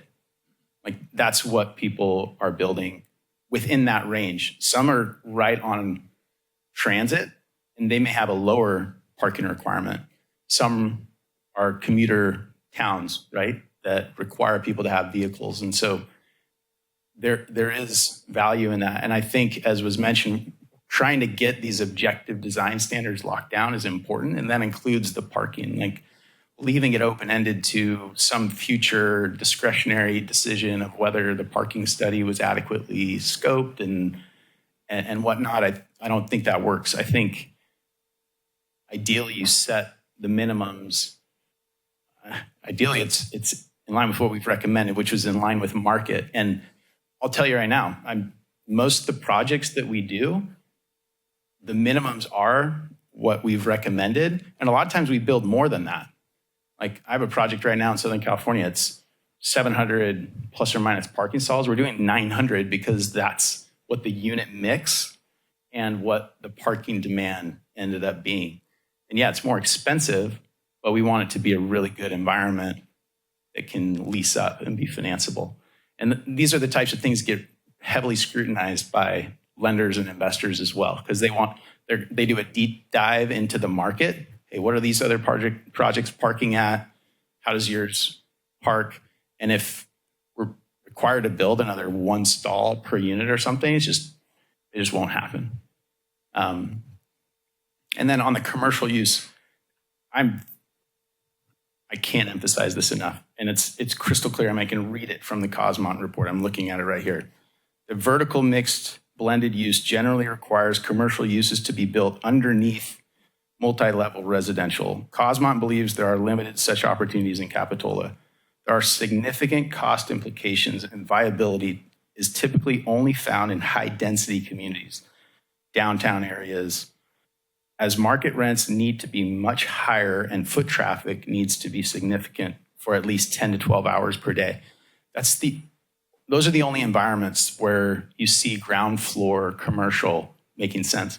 And if there is a thought of replacing our current square footage in the ground floor of the multifamily buildings, those multifamily buildings aren't going to be built because you can't lease up that space. And again, our square footage at the mall, it's 373,000 square feet. 8,000 of that is the pad that's vacant out in front of Target. 110,000 of that is the vacant Sears box, which, yeah, we could demise it. We decided not to as the city was exploring this need for housing, because if you sign a new retail lease, it ties it up for 20 plus years. And so we've held off on that. And then Kohl's is 74,000 square feet. Kohl's, like I mentioned, they're remaining in operation. They have a long-term lease. And so really the existing mall is 180,000 square feet. And from a tax generation perspective, if you were to look at the totality of the mall, most of the sales tax revenue is probably coming from Target, which we don't own. A lot of it's coming from Ross that we don't own. A lot of it's coming from Kohl's, which is going to remain in occupancy. A lot of it's coming from Macy's. And so I think there would be negative and unintended consequences of placing a significant burden of commercial retail, because it would have to be built in the ground floor of these multifamily buildings. So what is the number? You've done this map. How much could we ask you to do in commercial that's viable for the project? I mean, I haven't laid out a site plan because we're waiting for all of this to kind of shake out, right? Could it be, what I'll say is, from a placemaking perspective, what we've seen be really successful is like an acre to acre and a half of like really well curated restaurants, grass area, cool place where people can have concerts in the park, kiosk buildings, little play area. Like that's sort of the ideal mix. And you integrate that with sugar, alcohol, and coffee and food. And like, that's sort of the secret sauce, right? And you program it really well. The quantity of that, some of it may be in the ground floor of a multifamily building. Some of it may be freestanding. It's adjacent, ideally, to existing surface parking that has to remain. So if you look at it within like an acre to acre and a half, that's like 20 to 25,000 square feet of retail, kind of on the high end. There may be opportunities for additional, but that's where I start thinking about, like, again, there's Target and there's Trader Joe's across the street already and Whole Foods. And you know what I mean? There's a lot of retail here already. That's why the mall, one of the reasons why the mall struggles. We can talk about other reasons why, malls in general struggle right now.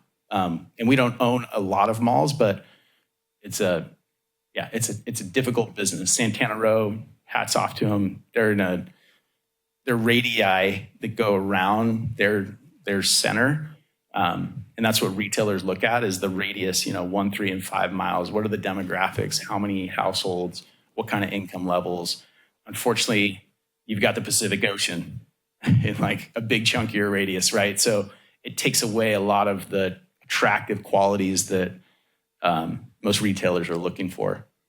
So anyway, Okay. any more questions? Hopefully that was helpful. I felt like I needed to say that. Yeah. Let me ask you this then. Yes. So if we were to support the 2.0 FAR as dedicated to the residential, and then it required a 0.5 additional for commercial, you're saying that Not required 0.5. Yeah, that wouldn't work. that wouldn't work. But No. we're not including the hotel or the conference facilities or the parking in that too. But not required 0.5. Like that would just be additional flexibility to work in the hotel and work in commercial that we think can be supported from a placemaking perspective. Because it's also a trade-off between, like that's taking up land area. Like I said, you can't do single level. You don't want me to build more single level commercial retail, but that's what I would have to build in Right. scale for it to pencil.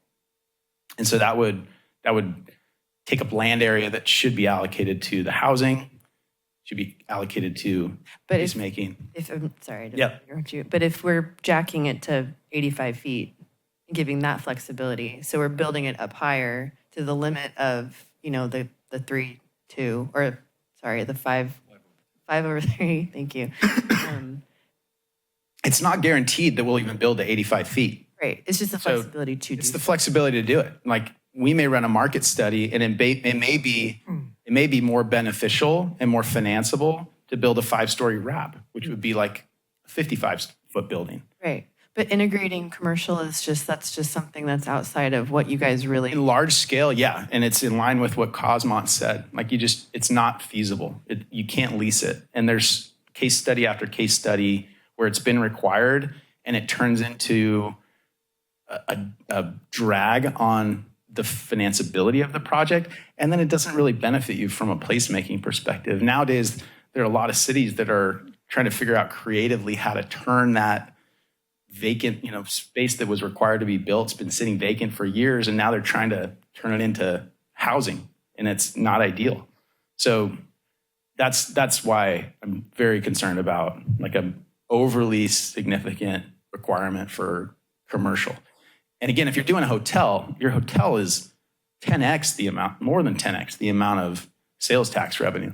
And on that point, there's no benefit in us trying to bankrupt the city. Like, why would I invest millions of dollars into a city that then isn't financially on good footing, right? So the hotel, it's a symbiotic relationship like that. That will help all of us. And I'd rather invest the dollars and the land area towards a hotel than to an arbitrary commercial number that no one can really give a justification for other than just it would be nice to have. I don't know. No. All right. Thank you. Let me just add on that. I can't tell you the number of buildings, I drive by that have been mandated this first floor, is that better? First floor retail, and watch them be empty for 10 years. They're the building downtown on River Street in Santa Cruz, the one at the south end of Pacific Avenue. It's over and over. Beautiful housing elements, and then these empty retail spots that the cities thought were brilliant and ended up being empty. So I'm, as you listen to the representative, it gets more and more clear. If we have a commercial mandate of them, I say we make it de minimis, 25,000 feet or less, and let them tell us or let them come to us and show us that space, that community space that has the coffee shop, the nice, the Santana Row like Starbucks over there, that area that works. It's always busy and a pleasant place to be for all the people that are going to live there and all the guests that are going to go to the neighborhood areas. And the fact that there is so much retail around it does ring with me. You got that whole Browns Ranch bit and the rest of them that aren't going away. So I think you can make this case pretty clear to say, if we do it, it's a de minimis amount, and let's see what they come back with. Do we, are we somewhere in, can't remember, are we mandating a hotel in this ordinance? No, Okay, so we don't have that revenue. we're, the next topic I think we'll get to is a required financial analysis. That will be mandated, but we won't mandate a hotel. Okay. Or we're not suggesting that at this time. Okay, great, thank you. Okay, let's go back to the beginning. 85, 75, we need to give staff some recommendations so they can go forward. I think I'm sort of hearing people are more or less neutral and we're okay with 85. Is that generally where we're landing? Okay, And I'm hearing to include some type of stepping if we go to. that's my next question. Do we want to be prescriptive enough to say 85, 300 feet from 41st Street, or what's our recommendation? I think so. I think give them the envelope. If it's going to be 85 feet, it's got to be whatever the number we think is reasonable off of the thoroughfare. So 200 feet. Give them that envelope to work in, and they can step it down from there. Are there ideas? No, I think we need to talk about step backs, and when we get down to that point of it, I think the flexibility, again, should be there, but to me, we get a benefit somewhere in the process, I'll agree with Matt, Commissioner. There. Okay, so we're going back to 85 feet in the central core, and we'll leave it up to staff to figure out what central core means. But how far I back? want to ask one more question around Thoroughfare. this because we've got a lot of work to do in 2 weeks. So is it important to the Planning Commission, there's 41st Avenue, Capitola Road, and Clare Street. Do you have any preference on a greater setback from any of those streets, or do you treat them all the same? I am, there's so many options, especially with the corridor study going on right now. I feel like the Cosmont study could be addressing the present state, is addressing the present state that they were studying that entire area at that time, correct? When was that study done? Do you remember? Like, Okay, the last year. But if the setbacks were shoved towards 41st Avenue, it provides, that's a thoroughfare now. That's established as a thoroughfare. If it's shoved towards Clare Street, which way is the development addressing? Like, which way are we really designating placemaking? And it's hard to tell without the something in front of us, kind of like how they're really intentionalizing, this development. And I know that's not necessarily our business to do, that's your business, but yeah. right? Yeah. Right, so if we push it towards Capitola and 41st, then you'd have more of, that space to kind of work with, right? In terms of a setback. Right, so that's,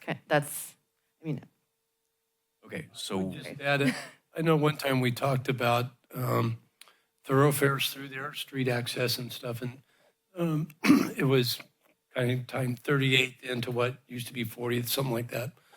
And this is with your old design, I think we had something like that. So I think that would drive it. What are we going to have set up for the Metro Center, tying the whole project together would drive it more than whether I'd rather see it closer to 41st or not. I think that gives us a decent idea. So can you tell us back what you think we said? Well, I think you're looking for first, it's hard, this is difficult, right? We don't know where the future streets will be or how the block will be broken up into more blocks. But it sounds like we need to think about the main streets and how the buildings interact with them. I think within our objective standards, the design standards, we can talk about those upper stories and along, and then if there's a specific setback from just around the perimeter, that's really what would be Yeah, I think looking at. But it sounds like, Yeah, I think we'll study it more, and what we come back, we can, we'll have to study it more, I guess. I think we're all, just speaking maybe out of turn, but I think we're all talking about the upper story part being setback from 41st and Capitola Road, right? Not the base, not the I three think that part. was part of the question that I thought you were asking, how the Yeah. building would relate to setbacks from. Oh, okay, no, I For think, me, yeah, I agree, the upper story is having a setback, but if you were talking about the roads, it'd be more, we'd have to see a bigger plan on what does the thoroughfare of the mall project look like.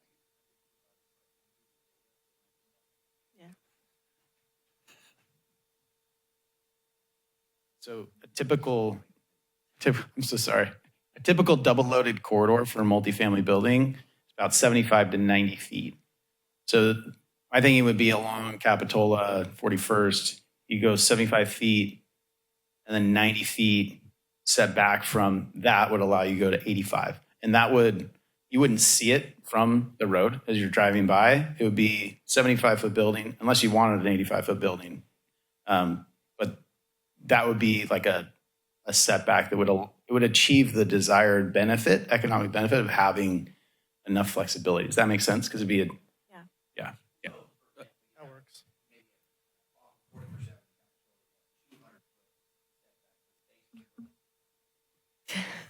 So for, No, that would be problematic because then you just have a big surface parking lot. So you'd want the setback, it should be an upper building step back where the building could be up to the road, up to Capitola and up to 41st, 75 feet, and then an upper building step back of 90 feet, and then it could go to 85 feet. That would be a thought. Okay, I think you got enough on that one, right? I think so. We'll work with what we've heard. Okay. And I will say that something that we might include in this in the future is when you're thinking about like your corners and making your corners interesting, you might want to have different standards at the corners in order to have more articulation in the architecture and make them interesting. We do have Ryan Call on who's an architect on Zoom. And through many of our conversations, one thing we want to avoid is everything looking the same. So to be able to allow differentiation in height is makes for an interesting place. So, but yes, thank you. I think we have what we need for height, so now we can. Okay, FAR, sounds like we're in agreement with 2.0 excluding structured parking, but we haven't talked at all about exception for the hotel and conference. Any opinions on that? I like the exception. Yeah, I think that properly incentivizes, especially looking at the economic engine of what a hotel can bring in a conference. I know earlier you're talking about, or someone mentioned earlier about why have the conference center, but the way that they interact synergistically, just anywhere I've seen, like down in Monterey or anywhere else, it just draws so much people and they interact so well together. So if we're driving people to come to Capitola, right, and to use our amenities right there, I think they would, including it would be, a good thing.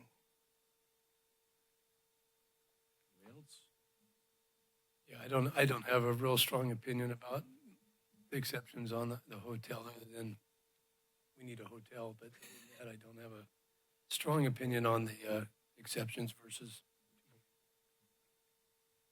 Okay, so I think we're all agreeing with the, For just quick question right there, a comment. So we're at a 2.0 FAR right now, just standard, right? What are your thoughts on having like a 1.75 FAR for housing and then 0.25 for the hotel, like a bonus right there, and still include the exception? Wait, say that again? What, for the point? So like currently right now, right, we have a 2.0 FAR standard, flat, right? But if we're looking to really incentivize and get hotels and tourism and, commercial or retail, whatever it is that we're looking, why not do a 1.75 FAR, right? And then do like a 0.25 as like a bonus to that. still within the envelope of 2.0 FAR, and still working with the exception of having a conference center and hotel exception right there. I guess my pushback would be, we've been short housing for 30 years and we've been surplus retail forever.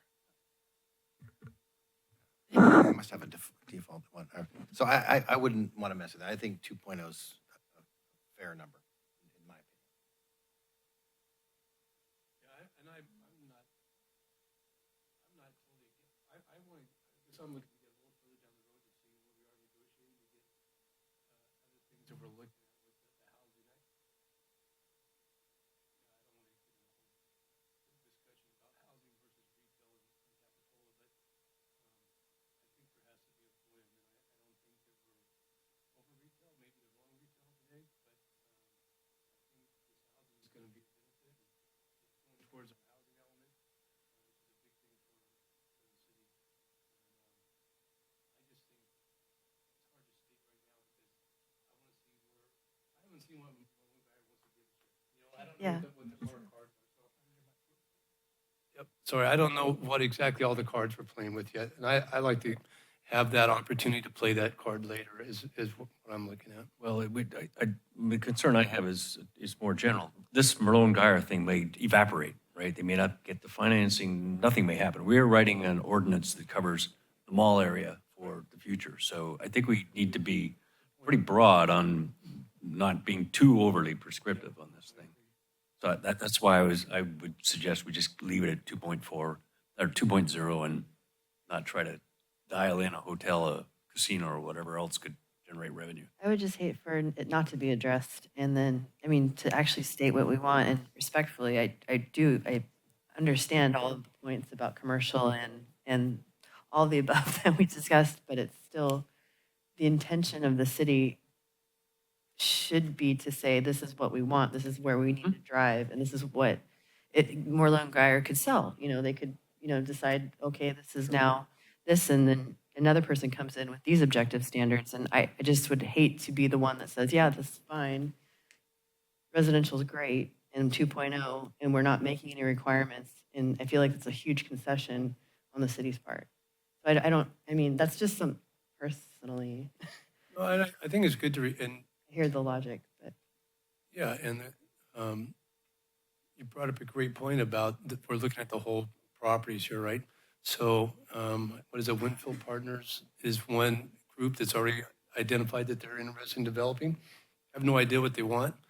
And so here we are, we're talking with Malone Guyer because they're the ones coming to us today, but this is bigger than just what Malone Guyer wants to do. And so I think we need to be careful about tying our hands to certain cards until we get a little further down the road on what those things may be. And obviously, Jameson with Malone Guyer is our biggest player at the table, and we need to address that, and we want to make it so it's beneficial for them, and Capitola wins, and we all win, but it is a bigger project than that. I agree. Good point.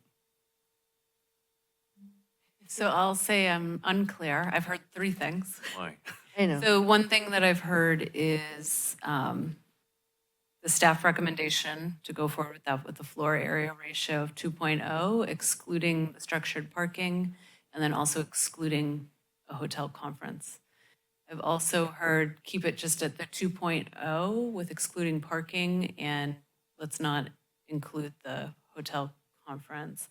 And then I also heard keep it at a max 2.0, but break it down so that 1.75 of that is for residential, and 0.25 of that can be used for commercial, and that would also include the exceptions for parking and the hotel.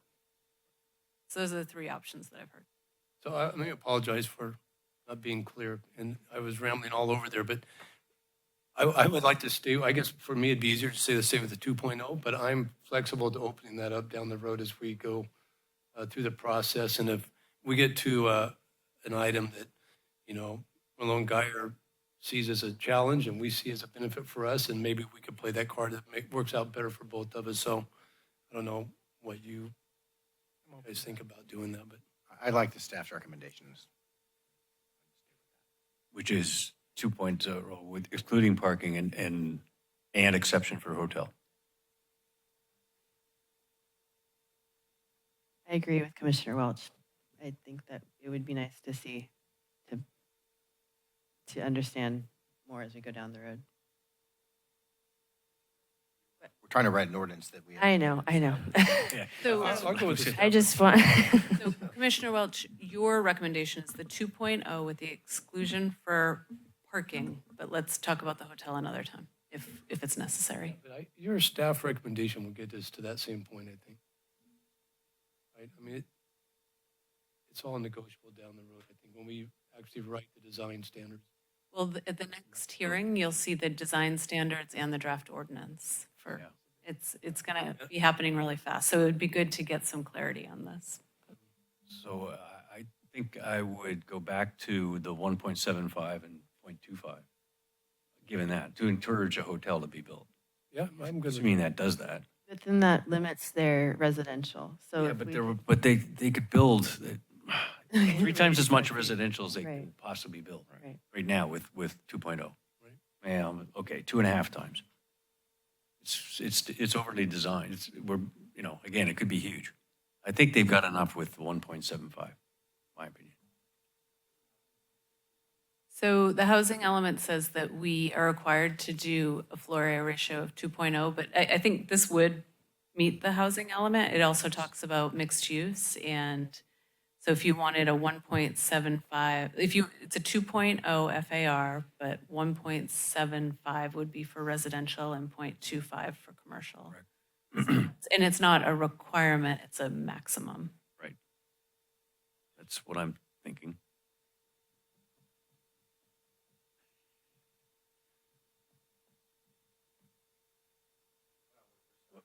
I'm going to vote for the staff's recommendation. I think it's good enough for now. If they come back with 1,700 apartments, then we can figure that out.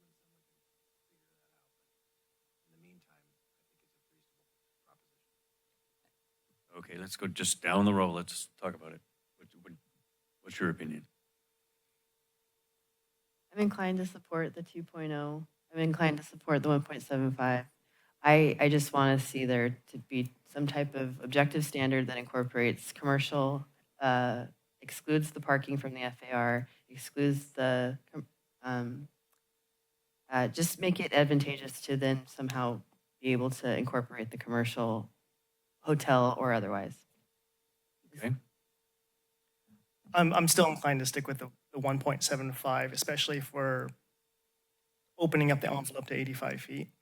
Right there, and to what you were saying earlier, Commissioner, about, this is bigger than just Malone Guyer. We're doing something for our community too, and this is for any developer that comes across in the future, if not this works out. Right? Of course, we'd love it to work out, right? But we don't want to give too many concessions away, not have anything for our community for the future too. So I think that looking at our revenue and our finances for this city, right, and looking at what hotel and conference revenue could bring in and how it could stabilize our finances for the future would be very beneficial in that sense. So for that, I'm sticking with the 1.75. Go ahead. Well, I think to get this off the diet, I think I can go along with Commissioner Ukiyo to get the 1.75. And, I think we all want to get to the same place. It's just how much do we give up in the process? So.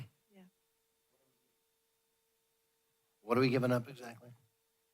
The less incentive to build a hotel? Yes.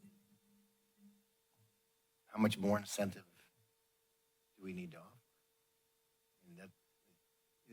Right now, the numbers are fairly obtuse to me. I don't know exactly what a 0.5 or 0.25 difference is going to do. I'm with you. I don't know if it makes a difference. In order for the planning department to keep moving forward, let's go with the recommendation or ask them to come back to us and tell us what this delta would do. What's the difference between 1.75 and... So we can draft it this way, and I think it's an easy thing to flex. It's a really easy change between. Yeah, I think it's a reasonable question. And we can present it to you next time of The A or B or what. Yeah. That's easy. Here's a plus or minus with the two approaches. Okay. That way it gives you more time. That was to easy. think about it and consider it. All right, let's go to parking. This is going to be more contentious, I think. So the staff recommendation is maintain the existing parking standard. I read it out before. It's one spot for 500 square feet or less, 1.5, 500 to 750, and 2 for 750 to above, anything above that. So if we assume somebody somewhere used these houses would be an average of 800, that means everything is at the 2 number. And Merlone Geyer came in and said 1.25 is what you should do because you don't want to overbuild parking. So not sure where we are. Do we even know what you're looking at as far as housing unit size? I guess, Well, we're looking at their parking study, right? So where do we fall in there? And so you're asking us to reduce it, but, you have multifamily housing and we reduce it to 1, which we know is not working in our other housing units. So I guess it makes it hard when we're playing with, we don't know what your real cards are yet. What do you, if you're going to put 1,000 square foot units up there, then it helps us to identify maybe where we are closer on but we're playing with like an unknown and it makes it a little more challenging. So for me, I like to just keep our standard. It's a standard, keep it the way it is today. And then if we get to a point where your housing units are, smaller, something we can work with, then maybe we can negotiate. yeah, my thinking is that you want the perfect number, right? You want to know exactly that 300 units needs 450 slots. You want to know that. We don't. We don't have one building like this in our town, right? Nothing like it. Santa Cruz has screwed it up and has no parking for their buildings downtown, so we know that's probably not a good idea. So then you have to rely on expertise. So whether it's a parking consultancy that knows everything about parking, great, let's do that. Or whether it's the people that actually build these things all the time and how that works. So you look at Santana Row and those, you're not going to get $4,000 a month or $3,000 a month for brand new, beautiful housing and not have the right amount of parking. So, I guess I would say I'm somewhere between what Malone Geyer's put out to us and us, or what we've proposed. I'd like a better estimate, but in the vacuum where I don't have that information, right, I have to make a decision. So my default mode is to sort of go with the guys that are spending the $400 million to build this thing. So I sort of lean that way. But if I had other facts, Katie, that tells me other things about details about how this really stacks up and what the usage is, because we can dream of all of these residents using the bus. We can dream of them using the bus on shoulder lane on the highway. We can dream of them using the rail trail, but they're going to drive cars. And so we need to make sure that there's the right number. And it's probably somewhere between the two numbers that are on the screen. If you make me vote, I'll vote for the staff recommendation. But Yeah, I agree. I think the staff recommendation, and then that's how we've always done it, is that we come back with a development request, a parking, or possibly a parking study, and then evaluate it on a case-by-case contextual basis. Sounds reasonable. Could you remind me what the requirements were for Capitola Bluffs? Was it Oh, the current requirement or something older? it's, I can't remember. I think at the time that they applied, our standard was higher, but because it was a density bonus application, it was much lower. I will say we've done the parking demand study at Kings Plaza, because their parking does not, if you just did a square footage of the commercial uses in there, they don't have enough parking. But we know that they don't really need that much parking, so we've allowed a decrease there. I also think the beach villas at the end of 41st Avenue, right after you go over I'm not sure what the required parking is per unit, but I do know we used to have a requirement that it was 2.5 and you had to have, the 0.5 was for your guest parking, and that was significantly reduced within that development.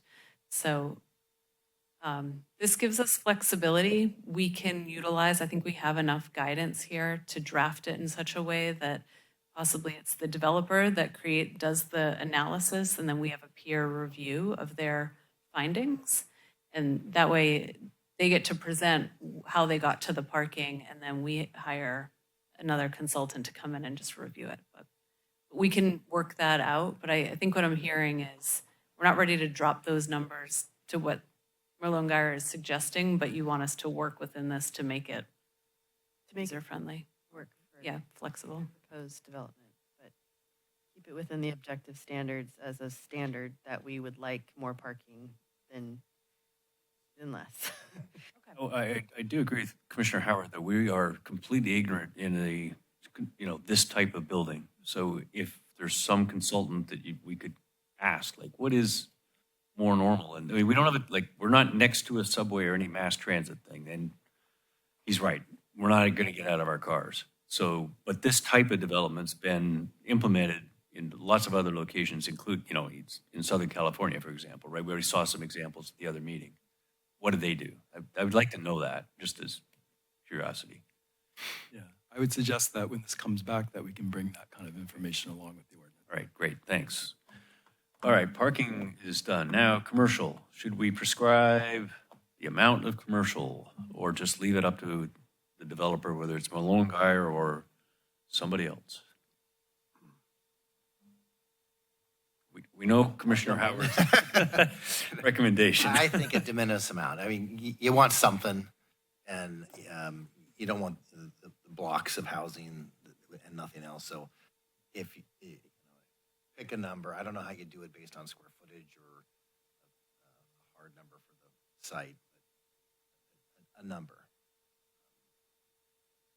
I'd say something like 25,000 square feet, somewhere in there.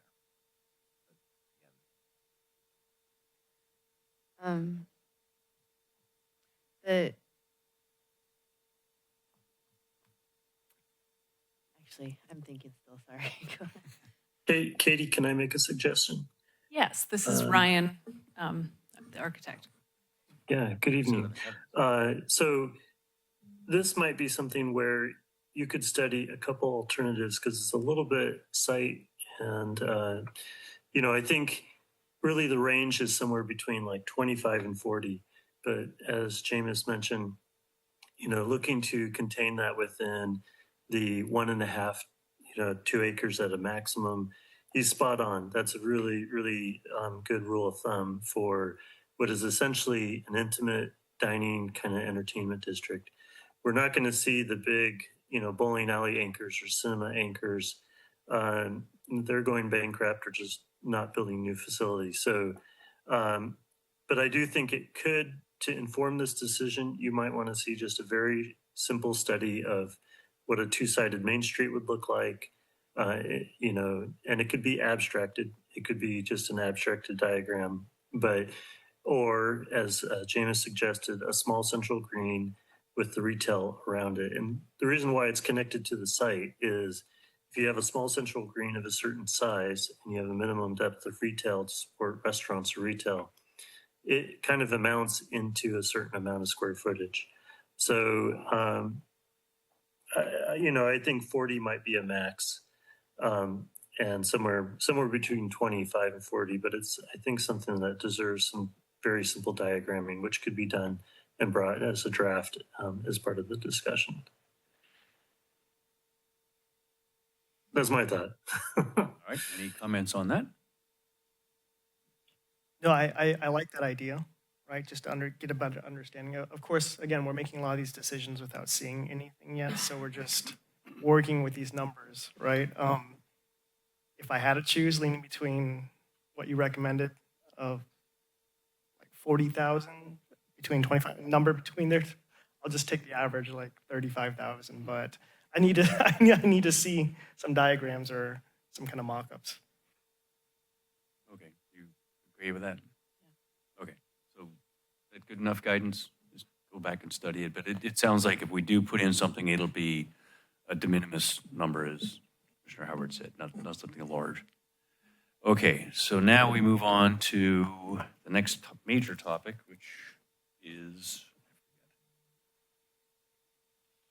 fiscal impact analysis. I think the remaining topics should go more quickly than the first two. Okay, so I think as we all know that mall redevelopment will have fiscal consequences to the city of Capitola, resulting from the loss of existing retail, the addition of new residential uses, and potentially the addition of a new hotel, which could generate a significant amount of new revenue for the city. And for those reasons, we're planning on including in the Capitola Mall zoning code amendments the requirement that a mall redevelopment project prepare a fiscal impact analysis, and that will specify who needs to prepare it. Probably what we'll say is that it needs to be prepared by it needs to be prepared by a qualified independent consultant that the city either can hire or that can be produced by the applicant, but then peer reviewed by an independent consultant, so the city can be certain about the quality of the analysis. And that this fiscal impact analysis will need to identify the net fiscal impact to the city, and then identify any necessary mitigation to offset negative impacts. And so some of the details of this will be fleshed out in the ordinance that will come before you, but that's staff's recommendation that for a mall redevelopment project with new residential uses, that it does include a fiscal impact analysis with that information available to decision makers with the development project application. And I just want to add to that we do have Kaiser Marston, who does a lot of these types of analysis for cities and developers. They're on our team, so they're helping us as we produce this.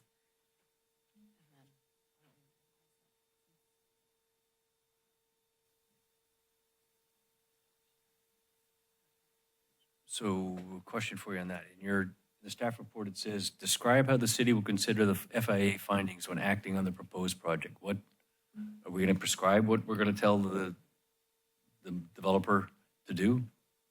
A priori, or not sure where we're going to go on this. If we do this analysis and it says it's going to, as an example, it's going to cost $1 million to re-sewer the entire area of the Capitola Mall to accommodate these residences, what do we do next?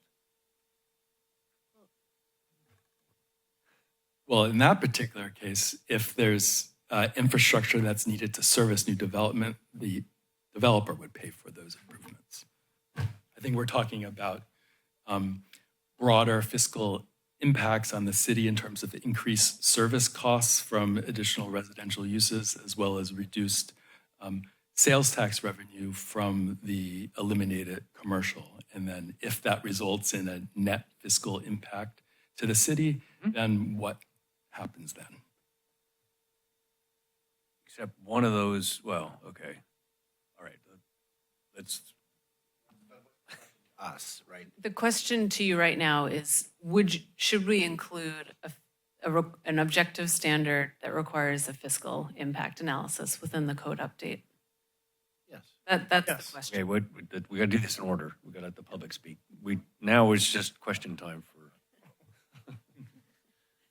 Okay, now time for the public to weigh in on this one. Any comments?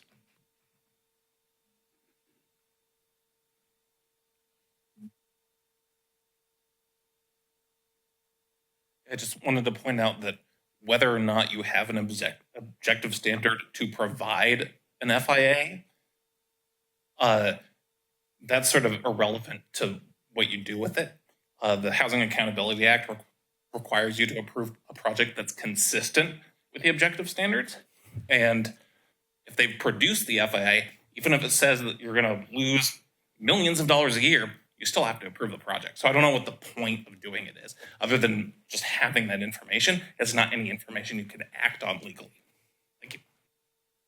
Okay, thank you. Any other public comments?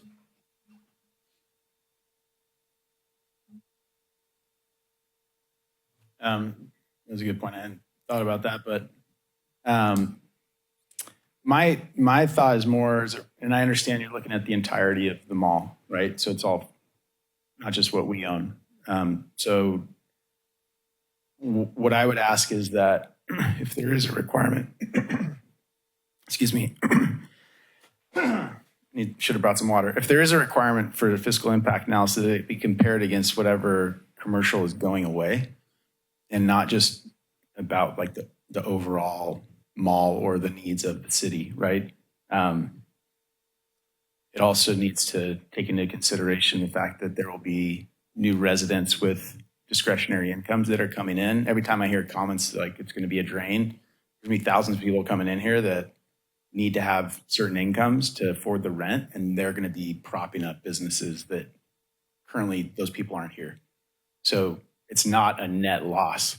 It is obviously there are fees that have to be paid. It was mentioned about infrastructure, those types of things are customary costs of building these buildings. But again, this is of the square footage that we're considering as part of our property. 110,000 square feet of it is the vacant Sears building, and the other 180,000 square feet is the mall, which is not generating significant tax sales revenue right now. So I want to make sure that if it goes this direction of doing a fiscal impact analysis, that it's being compared apples to apples, and it's not just, oh, this is our chance to, extract something out of us, because we're doing the trade-off as well of comparing the existing retail and leasing it up versus the housing. And we've been holding off on leasing up the Sears to accommodate the housing. So, but the point that was made earlier is an interesting one. So. Okay, great, thank you. All right, no other public comments, so let's talk about this one. Thoughts?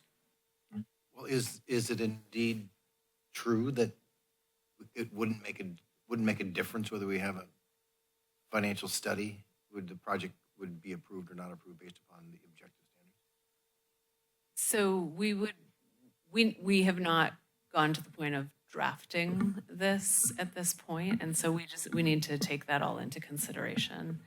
I would say that James's points, we would definitely be considering like the additional retail sales that are generated by having more people shopping, like looking at what a typical household spends and how that is also increasing tax revenue. So it's not going to be just looking at cutting commercial here and adding housing there. There's a lot of factors that go into it, as well as like there's a property tax that is now gained where when you're adding this new residential and other, so there's a lot that would go into this. It wouldn't be just simple math. So I think it's just proper business. You got to know the numbers. We have a responsibility to our community on where we're going with this project, and we just need to know the numbers regardless of what it means once we find out the numbers. We need to know what we're getting into, right? Are we taking the city into a huge deficit here by a loss of property tax? And if that's identified, then we got to look at how we justify that. So I think any of us in our own personal homes would do a cost analysis. It's a common sense to me that it needs to be done. But I agree, 100%. I also agree. No debate over it needs to be done, but we're putting it upon the developer to do this. Well, That's what we're putting in this ordinance. The developer will do this financial impact analysis, not the city of Capitola. we're going to have it they can provide it, and we'll do a third-party analysis of it. We'll do a peer review, or if they don't want to go about it that way, we could do the analysis. We could hire one of these. They would pay for it. That's my question. Who pays for it? That's the only. They pay for it. Okay. So we don't make residential units pay for any kind of financial impact analysis. Why are we leveraging this on these poor commercial guys? probably the biggest project the city's ever going to see. So it's going to be an impact. And you know what? If it was me and James going out, we could probably go down to Britannia Arms and discuss it. But they have a position here, right? They're in a for-profit business. we're in the chair that's trying to protect our community, make sure we are making right decisions. I think it's only, you know, a good ask of them to say, okay, let's provide this type of information. And so we can move forward with the group that we're gonna, and I don't know about you, I've been getting a number of phone calls and discussions about this project. There's a lot of concern out there, and rightly so. It's the biggest project that this community has seen and probably will see. So I think we just need to do our due diligence, and you know, it's unfortunate maybe fall on them, but they're going to have numbers anyway. I don't think there's going to be anything new to them. They're not going to go into business the wrong way either. So I think the same way. Getting the information and understanding the impact of the financial well-being of the city is, you know, basic business. Let's do that and figure out what we're looking at. And I'd be surprised if it wasn't a net a positive. Think about, you know, the construction workers in our town. We'll have hundreds working on that project for 2 or 3 years, and you know, all the associated fees and whatnot. So I think net you'd probably be surprised it's a positive element for the city. But let's get the numbers and understand it. Yeah, I get all that, but I'm sort of struggling with why are we doing that 3 to 4 years from now when this project is being considered? Why wouldn't we do it now? We know the answer. We know roughly the parameters of a redevelopment project that's going to happen. We could do that. We could do this fiscal impact analysis today. Oh. We get the loss of retail, we get the additional revenue from new residents, and we get the cost of fire or whatever supporting residences. Right? Is there anything else in it that we were looking at? There's a lot more to it because we don't know if Merlone Geyer or any of the property owners on the mall block are going to, someone may decide we're going to do townhomes. Another property might say we want to max it out to the 85 feet and have a really high density and no commercial. And somebody else might say, we're just going to do a hotel. Like if they're just doing a hotel, we probably won't do this analysis. But each time it's developed, we need to look at exactly how this will be programmed and what the impact is to the city. Because if a project came in with all 85 foot, you know, to the max, just housing, there's a loss to the city. If it incorporates a hotel and a lot of housing, it's probably, as Commissioner Howard said, like neutral or a benefit. So we need to see what the input is to understand the impact. Project specific. It is project specific. Okay, then what are we going to do with it? I mean, we're going to have this report. It's going to irritate the hell out of, if the answer is negative, it's going to irritate the hell out of the populace. Are we going to now disapprove the project? I mean, right? What are we going to do? I think it could provide forum for negotiation. If it's not acceptable to the city as in terms of a model, then we could, you know, push and pull. Well, right in the ordinance that if it's negative, if the net result is negative to the city, we will negotiate with the developer for recouping those costs over the life of the project for the next 50 years or whatever term we deem the project is. So like, I'm struggling, like, I get this all the time in the business I'm in. People want these reports and I go, like what are you going to do with this report? I think all of us are sitting up here because like we care for the city, right? But Right. we have to do our due diligence, right? And knowing those numbers in the spirit of transparency. So even if the community does see those numbers, right, and it's like, I don't like this, right? Data is going to be data, and then we could say that we did every single step properly. Okay, I mean, there's some value, there's public value in that. I agree with you on that. That's what you're saying, I guess, more or less. Okay, fine. We approve.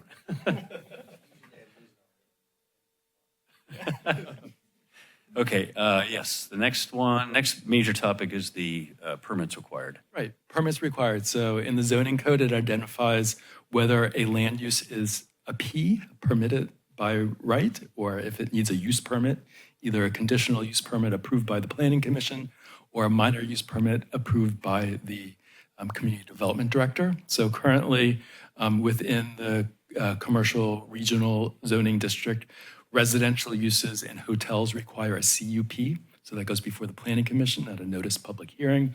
Restaurants, an MUP. And then in order to approve these permits, There are certain findings that need to be made that are specified in the zoning code, and also considerations for the decision makers to consider when making those findings. So Merlin-Geyer has recommended eliminating the CUP, MUP requirement for residential mixed use, residential, and for hotels. And staff's recommendation is to maintain the CUP requirement for residential uses, for the Planning Commission to consider eliminating a CUP for hotels with conference facilities and a minor use permit for restaurants, eliminating those. I think staff also recommends maintaining a CUP requirement for nightclub entertainment type uses in order to address potential noise impacts.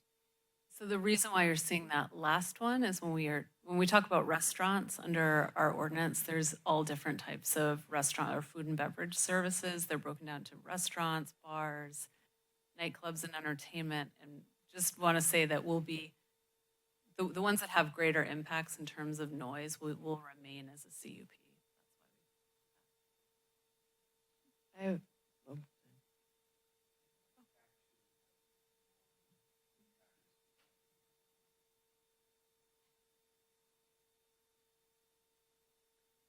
And I want to just add to this. So within your conditional use permit, you're looking at the impacts that are generated from a type of use.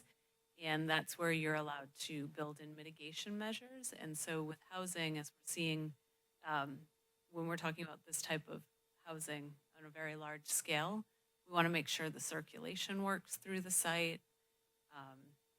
And just within it really looks at like noise and all the different impacts that the use can generate. And so I think that's why we're recommending a CUP for the residential. And then within the hotel, I think we can tighten up those objective standards enough to make sure there are no issues related to the hotel. Well, I guess that was my question. My question is, you couldn't do the objective design standards with the residential as well? So we'll be including the design, the objective standards for residential, but due to, all these, the impacts associated with a large scale residential, we're suggesting that the city build it, have the ability to require mitigation within a CUP.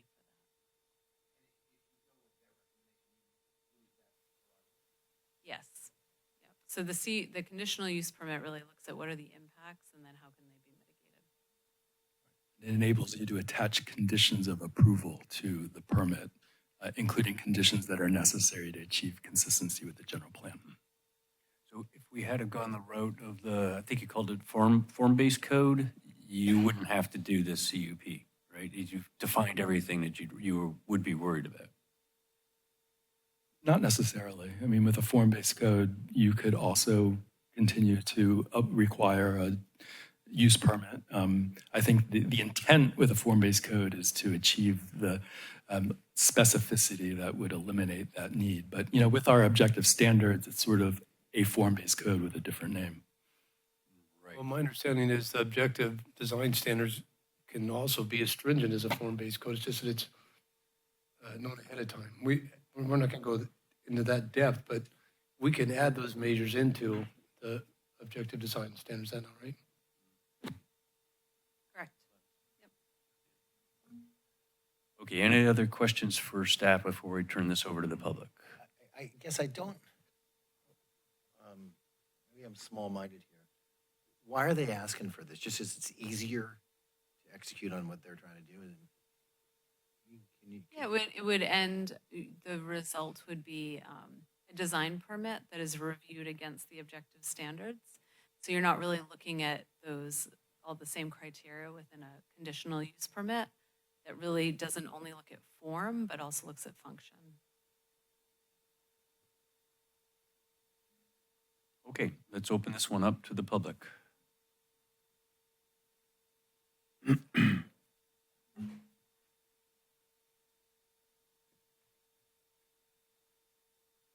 Good evening. Under SB 330, the Housing Crisis Act and the Housing Accountability Act, projects need only be consistent with the objective standards. And even if there were a conditional use permit process that involved any kind of subjective standard or subjective finding, those would not be applicable to a project that's protected by the Housing Accountability Act.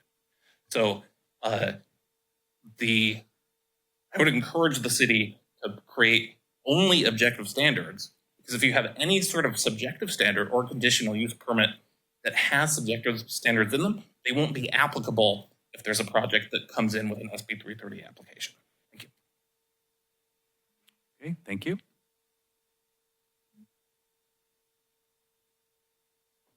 That is basically why we made the recommendation or the request that we did, just to tighten up the objective standards, because I know what my attorneys are going to say when we get subjectivity. I have a lot of stories of the types of things that try to get incorporated, and then a project's no longer feasible or reduces the number of units, and then it's no longer feasible. And so that's really the intent, is that the objective standards are paid enough attention to that we can rely on those. Because it's difficult. It's difficult when we're given a set of objective standards. We go spend millions of dollars to design a project, come forward, and then from the dais, subjective things come up, and it reduces the number of units we can do, or it changes the feasibility calculus, and then that's why the state is putting these types of requirements in, is so that everyone knows the rules of engagement, like going in, and that's why I made the recommendation. Just the conditions need to be, they can't reduce the feasibility or the number of units, right? I understand you need to look at public safety and all of those things. So ideally, it can be accomplished through the objective design standards. Okay, thank you. With no other public comments, let's talk about this one. Katie, can you just give us what one of those conditions may be? An example of what we did put in the condition use permit that would not be able to tie into the objective design permit?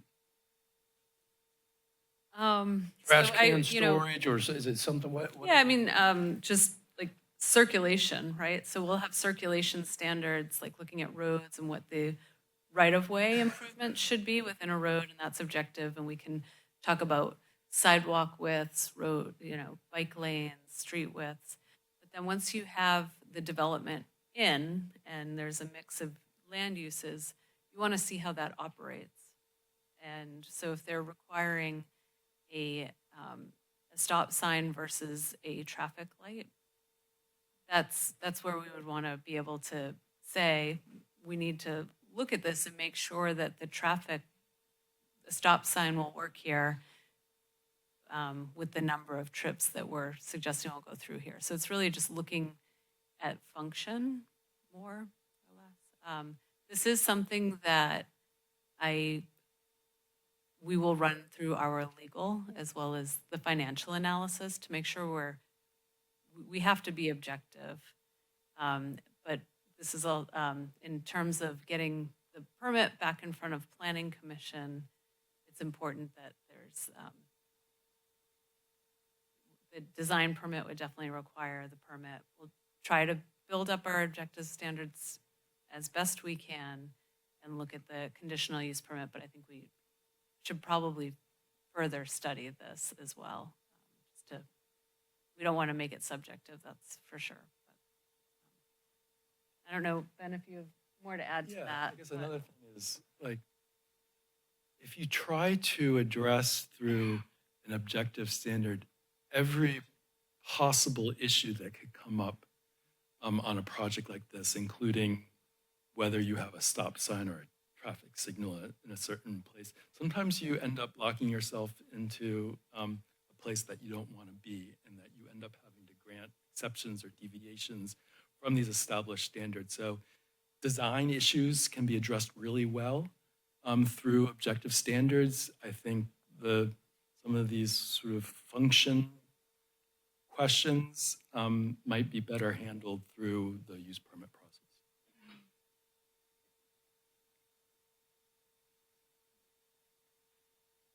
Okay, any thoughts? I would lead towards the conditional use permit, just because, like you said, ideally, in a perfect world, we would have objective standards so tightly dialed in that everything is addressed, but we don't know what we don't know. We don't know how they're going to play out until it actually plays out. So having that kind of flexibility to address, right, I think is key. Can we put this slide back up with the staff recommendation, please? There's, Specifically for residential. yeah, that's what, thank you. Within what they're talking about with the applicability of it being recognized, is that, and you're saying that legal will look at that in terms of, like, if we did, I would hate to rely on the flexibility and then not actually have the flexibility, even though we're analyzing, contextually, design by design. I'm sure there's a marriage of the two, but I mean, how, like, would we wait for legal to then weigh in on, like, how deep we really want to go into stop signs? Or how deep we want to, I remember the last iteration, we were looking at some inbound apartments that were just not, they were like the apartments that were, or the structures that were pushed up against Bromer, and it just wasn't I don't think an acceptable design for the community, so just, but that subjectivity, I just wouldn't want to, like,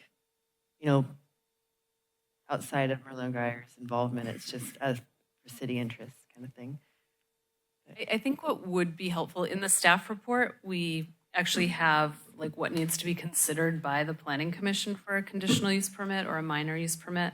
And the first one is operating characteristics, hours of operation, traffic generation, lighting, noise, odor, dust, and other external impacts. So lighting's easy. We can write an objective standard for that. Traffic generation, not as easy. Hours of operation, easy. So that's why, like, the next is availability of adequate public services and infrastructure, potential impacts to the natural environment, and physical suitability of the subject site for the proposed use in terms of design, location, operating characteristics, shape, size, and topography. That will probably be handled through our objective standards, the design standards. But and then in order to approve a CUP, you have to look at that it's allowed, the proposed use is allowed in the applicable zoning district. It's consistent with your general plan and LCP.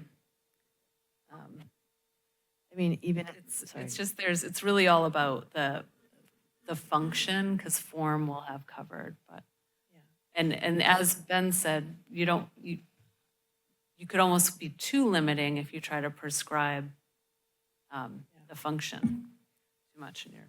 And like going back to parking, that would be part of the discussion at that point, evaluating the context and then, prescribing. Layla is here. Right? Yeah, thank you so much. I apologize. I have a bit of a delay, so sorry if I'm free. My face is freezing as I'm talking, but hopefully the audio comes through. You can turn off your video if you'd like, Layla. But oh no. Okay. Leave that on. There you go. Sounds good. So yeah, I think what I would just add is that any project will most likely have to, will have to undergo some level of environmental analysis under the California Environmental Quality Act.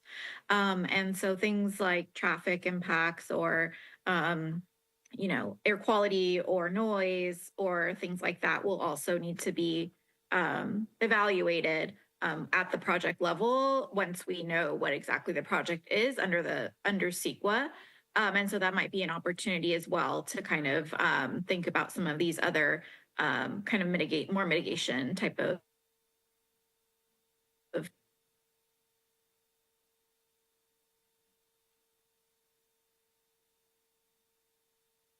Layla, you're on mute.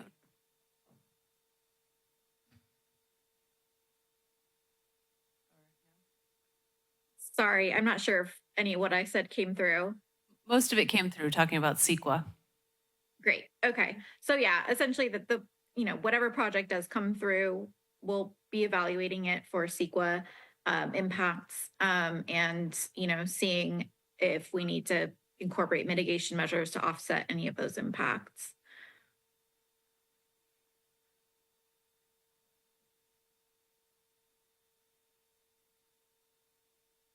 And we've lost the, all right, was that, did you wrap it up? Or, Yep, that's it. okay, thank you. So we will coordinate with legal on this more and see how far we can take the objective standards. Is there a takeaway at the end of that to wrap it up, Layla, in terms of requiring a CUP or relying solely on the objective standards? Yeah, I think we'll need to take a close look. I mean, we will want objective standards adopted. And so, we want to make sure that even if we go through the CUP process, what's being considered would be consistency with objective standards, thinking about, different state laws in play. So it's really, where we look at more of the environmental impacts that we might have more flexibility as to project specific mitigations and those types of things to offset specific impacts like that. But we'll take a close look at that. Thank you. Okay. So we'll work on that. Yeah. I don't think we need direction. Okay. And then the last topic is additional objective standards that the commission would like to see, correct? Right. I think we just wanted to check in an additional time. We talked at the last Planning Commission study session about this. And then it was also at the workshop that we received public feedback on this subject. So, I think it's really important to emphasize the fact that the existing objective standards were prepared for a very different type of development. And so mall redevelopment presents a lot of unique design considerations that we need to make sure are adequately addressed in the objective standards. And so I think the kind of direction that we're headed on this is really to establish a new set of objective standards that apply uniquely to mid-rise development in the mall property, as well as other development types that we could expect to see or want to see on the mall property, such as a hotel. I think there's also this idea that maybe outside of the mall property, some of these larger buildings could be proposed in the future, maybe using state law that allow for applicants to exceed the zoning that currently exists. And maybe these standards could be useful to deal with a project like that if that were to come down the road in the future, just to protect the city if that were to occur. So in the staff report, there was we attached a summary from the workshop. Here are some themes that came up.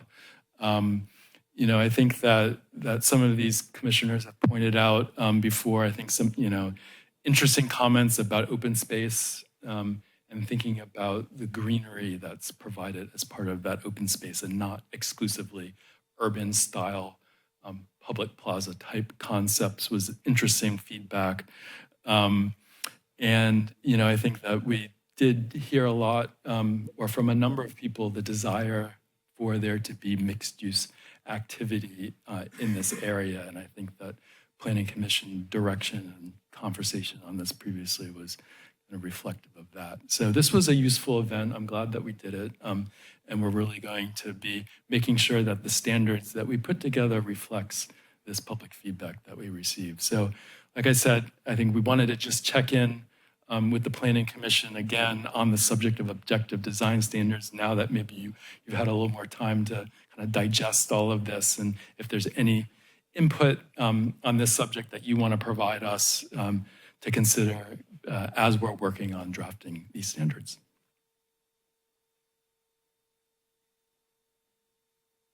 Well, I'll start with our Capitola favorite, which is building massing. And the equivalent of this monster thing do you have some standards somewhere that you I mean, our massing standards are not going to work on this type of project, right? You'll need something new, I assume. Yeah, so I think that massing can be controlled or would be controlled in a variety of ways. We may have a maximum block size standard that would sort of dictate the maximum footprint of a building within that block. I think there can be requirements for maximum building length. There can be requirements for major massing breaks within a building of a certain size. And then I think you have the upper story step back requirements that we've been talking about that also deal with massing. And I think that also, and Ryan, feel free to jump in here as well. I think thinking about the way that facade composition affects the perceived sort of size of buildings is going to be part of like the design standards that are aimed to break up the perceived size of new buildings and also create visual interest in a way that doesn't establish this monotonous repetition of architectural features over a long, straight building facade. So all things we're thinking about. I would just add to that, since you invited the comment, Ben, is we don't want this to look like a project. We don't want someone to say, look at that project. We want people to look at this and say, look at that district. So I think having some criteria about architectural diversity is important. So it's not, so there's some visual interest and surprise as you get deeper into this complex. And there are a lot of architects that are very good at these kinds of things. We just really need to express some of those values in the standards at a high level, so they can create a very interesting district block by block and not something that feels like a project. Yeah.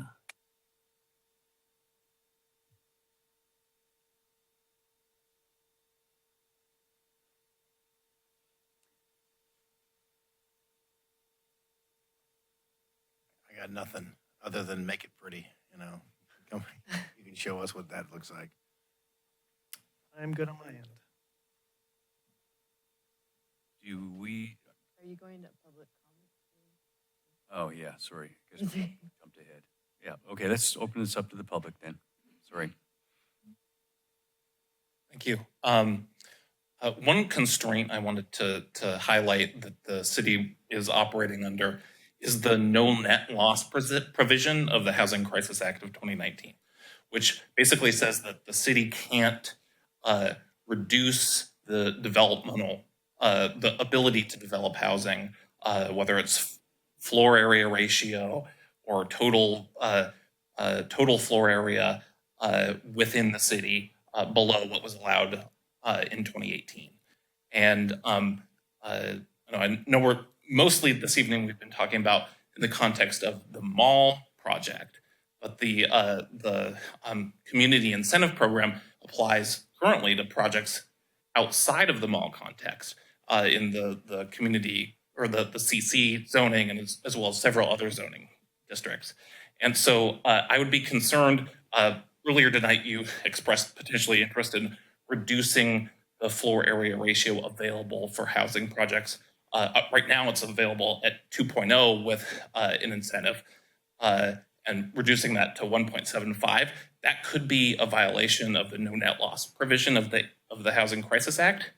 I know the city of Santa Cruz, when they created their objective standards, they added more step backs and setbacks for their corridors areas, but they did an analysis of what that meant in terms of the total buildable volume for those corridors. And they realized that in order to get the additional step backs they wanted and additional setbacks, they needed to increase height in order to not result in a net loss. So if you're considering those sorts of things, especially outside of the mall context, you really want to make sure that you're doing that analysis, that you're not reducing the total buildable area. And and that could be open space requirements, new open space requirements. That could be new setbacks. Really, anything that physically constrains the project. Thank you. Okay, thank you. Any other public comments? Okay, that actually did lead to my next question, was open space standards. I mean, how do you do that? Or can you do that? Because the public said, you know, in the public comment, they said publicly accessible open space. We want to encourage that development. I don't know how you do that through a standard. So we can identify a minimum amount of new publicly accessible open space total for a project. We can identify the minimum dimensions of a individual public open space so that we ensure that at least one open space area is of sufficient size. We can identify required amenities within an open space. We can also potentially require active ground floor commercial uses along a percentage of the perimeter of that open space if we wanted to do that. So there's a lot of standards like that that we can include within the amendments to really specify exactly what will be required for publicly accessible open space.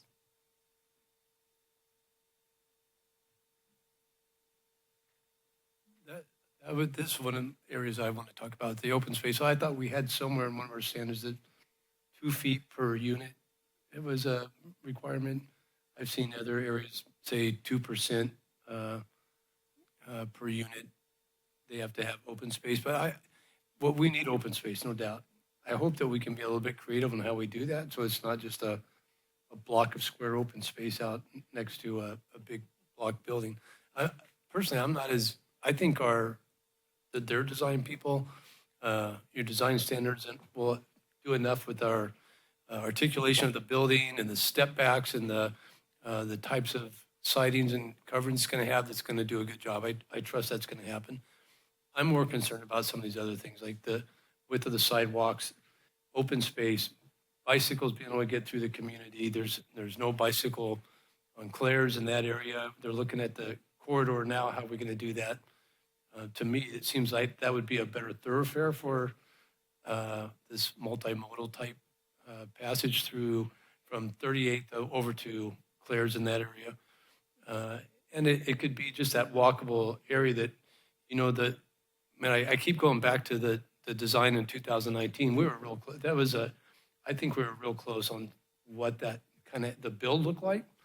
We're looking at different structures now, but I would hope that our objective standards would meet those type of things. I know lighting will be taken care of. I'm not too worried about that. You know, the fire department's not part of the city, so I assume that they're going to have some input into the process on how they have access and setbacks for their truck and turnaround areas, stuff like that. But I think there's a lot to be said about objective designs, and it seems like it's short at this meeting to say now we're just turning it over to you to come up with all of them. Not that you can't do a good job, but there's a lot to be said about how we're going to do that, because it's not just this Merlot Geyer project. We're looking at a much larger block there that's going to be affected long term, and I just think we need to kind of nail some of those things down. So we don't currently have a standard for open space per unit on these type of developments. We do for multifamily. And is it like 2 foot per unit? I think it's something like that. It's a certain amount of square footage per unit for individual unit as well as the common space. Yeah. So you can think of open space that's for the residents of a project, right? And that's something that's different from open space that's public. Absolutely, and I think our standard has that. Per unit, it's got their open space. Well, you can do balconies and stuff like that. Versus the open, I'm more concerned about the open space to the public, right, in the overall project and how we address it. And I think we need to be flexible with it to allow for design, but at the same time, it's something that needs to be given out there as part of each project that's being brought through on those properties. I'll just add, as Jameis mentioned earlier, with the additional height, it does give more flexibility on the ground floor to to do more placemaking and have more benefits, because with that additional height, previously we were at 40 feet in height with the public benefit to go up to 50. And so by going up to 75 feet with some 85 feet areas, you're creating more opportunities to capture that open space in those community spaces, the public realm. Is there I mean, along with the open space, is there a way to either prescribe or suggest or something, some type of rooftop growing, gardens areas that just kind of create not just like, I don't know, is that a reasonable request or no? I would put Like, that in the category of something that you wouldn't want to require, right. but that if a project came forward with it, that would be an appealing amenity. And then, Yeah, one place we see rooftop as an option is in the shared as an alternative to courtyards or private balconies. You can say that rooftop gardens can serve that in lieu of that. And then it is a very expensive construction type, but sometimes that can be incentivized by giving folks a break on, say, balcony depth or, those other kinds of spaces. So I think it is possible. and thank you. And then as far as modulation with the front of the buildings, do we have that addressed where it's like we have 1,000 square feet and then we have a recession of the facade bumps in? I mean, are we addressing that? Yeah, so there's an existing modulation standard that I think won't work well for buildings of this scale, and that we're going to replace it with something that is more. Okay, and the same with the corners and the same with the stepping and all that other stuff. So, okay, so we're drafting. Okay. I have a whole bunch of notes on that stuff, but I'm not going to sit through everything. The public talked about, and along with the multimodal thing, the requirement for the transit hub. I mean, is that a standard? I mean, how are we going to, there's sort of a transit hub there now. How do we specify what we want going forward? So that'll be one thing where setting up a meeting with Metro to discuss that. They do have an easement through the site, so that's something we'll be looking at. Okay. Well, if I recall, we tried moving it to the back at one point, and we ran into some problems. Where it's at now is not conducive to anything other than getting somebody on a bus. Getting through the property is difficult. So hopefully we can realign that in the process. I think that would be the goal of Metro, most likely Merlot and Geyer partners and the city. I think we're in alignment on that.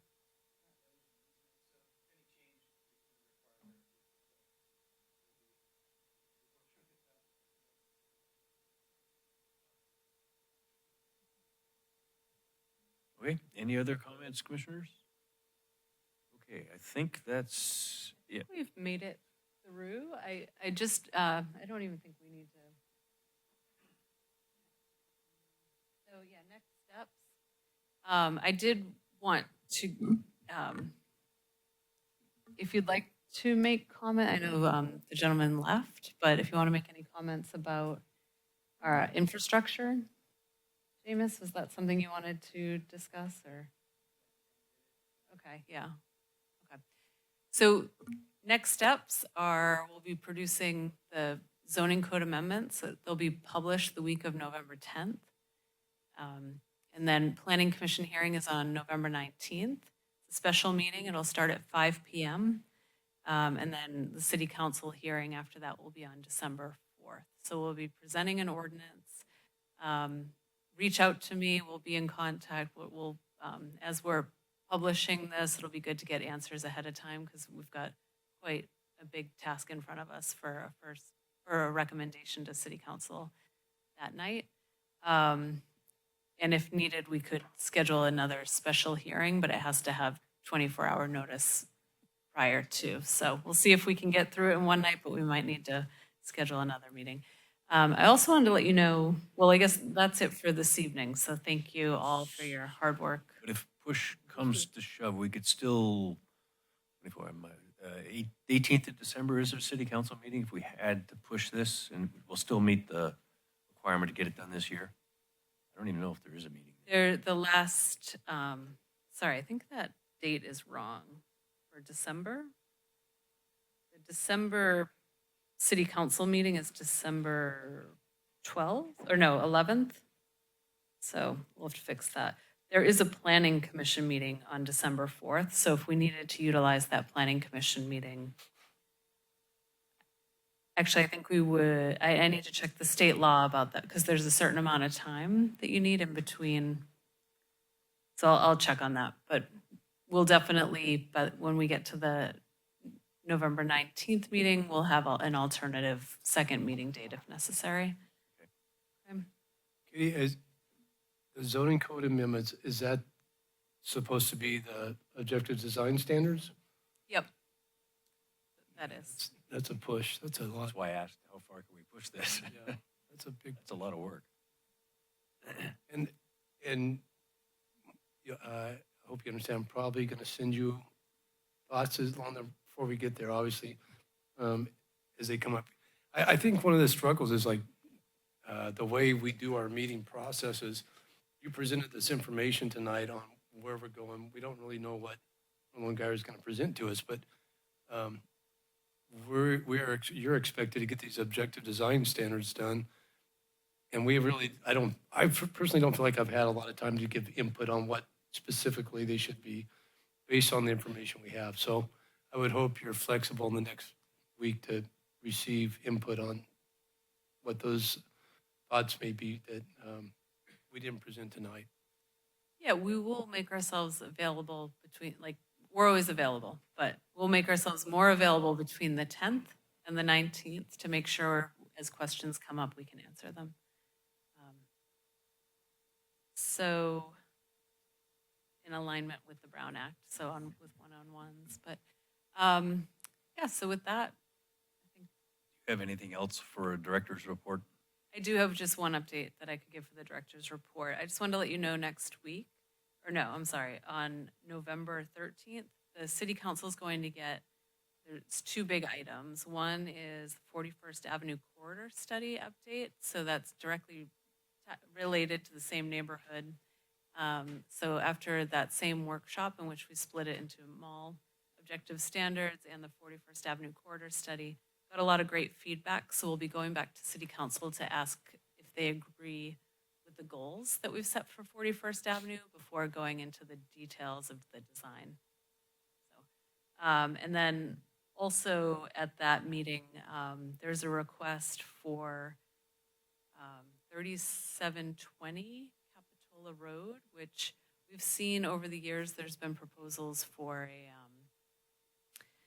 an annexation with the Bulb Avenue property next door.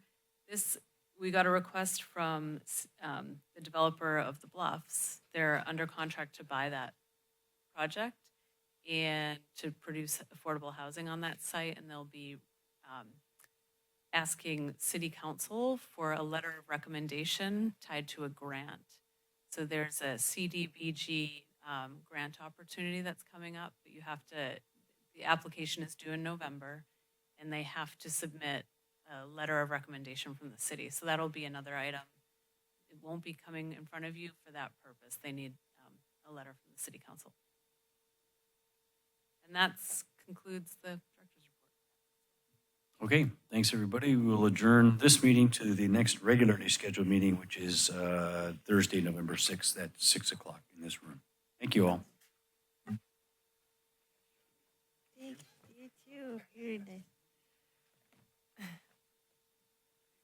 Who was your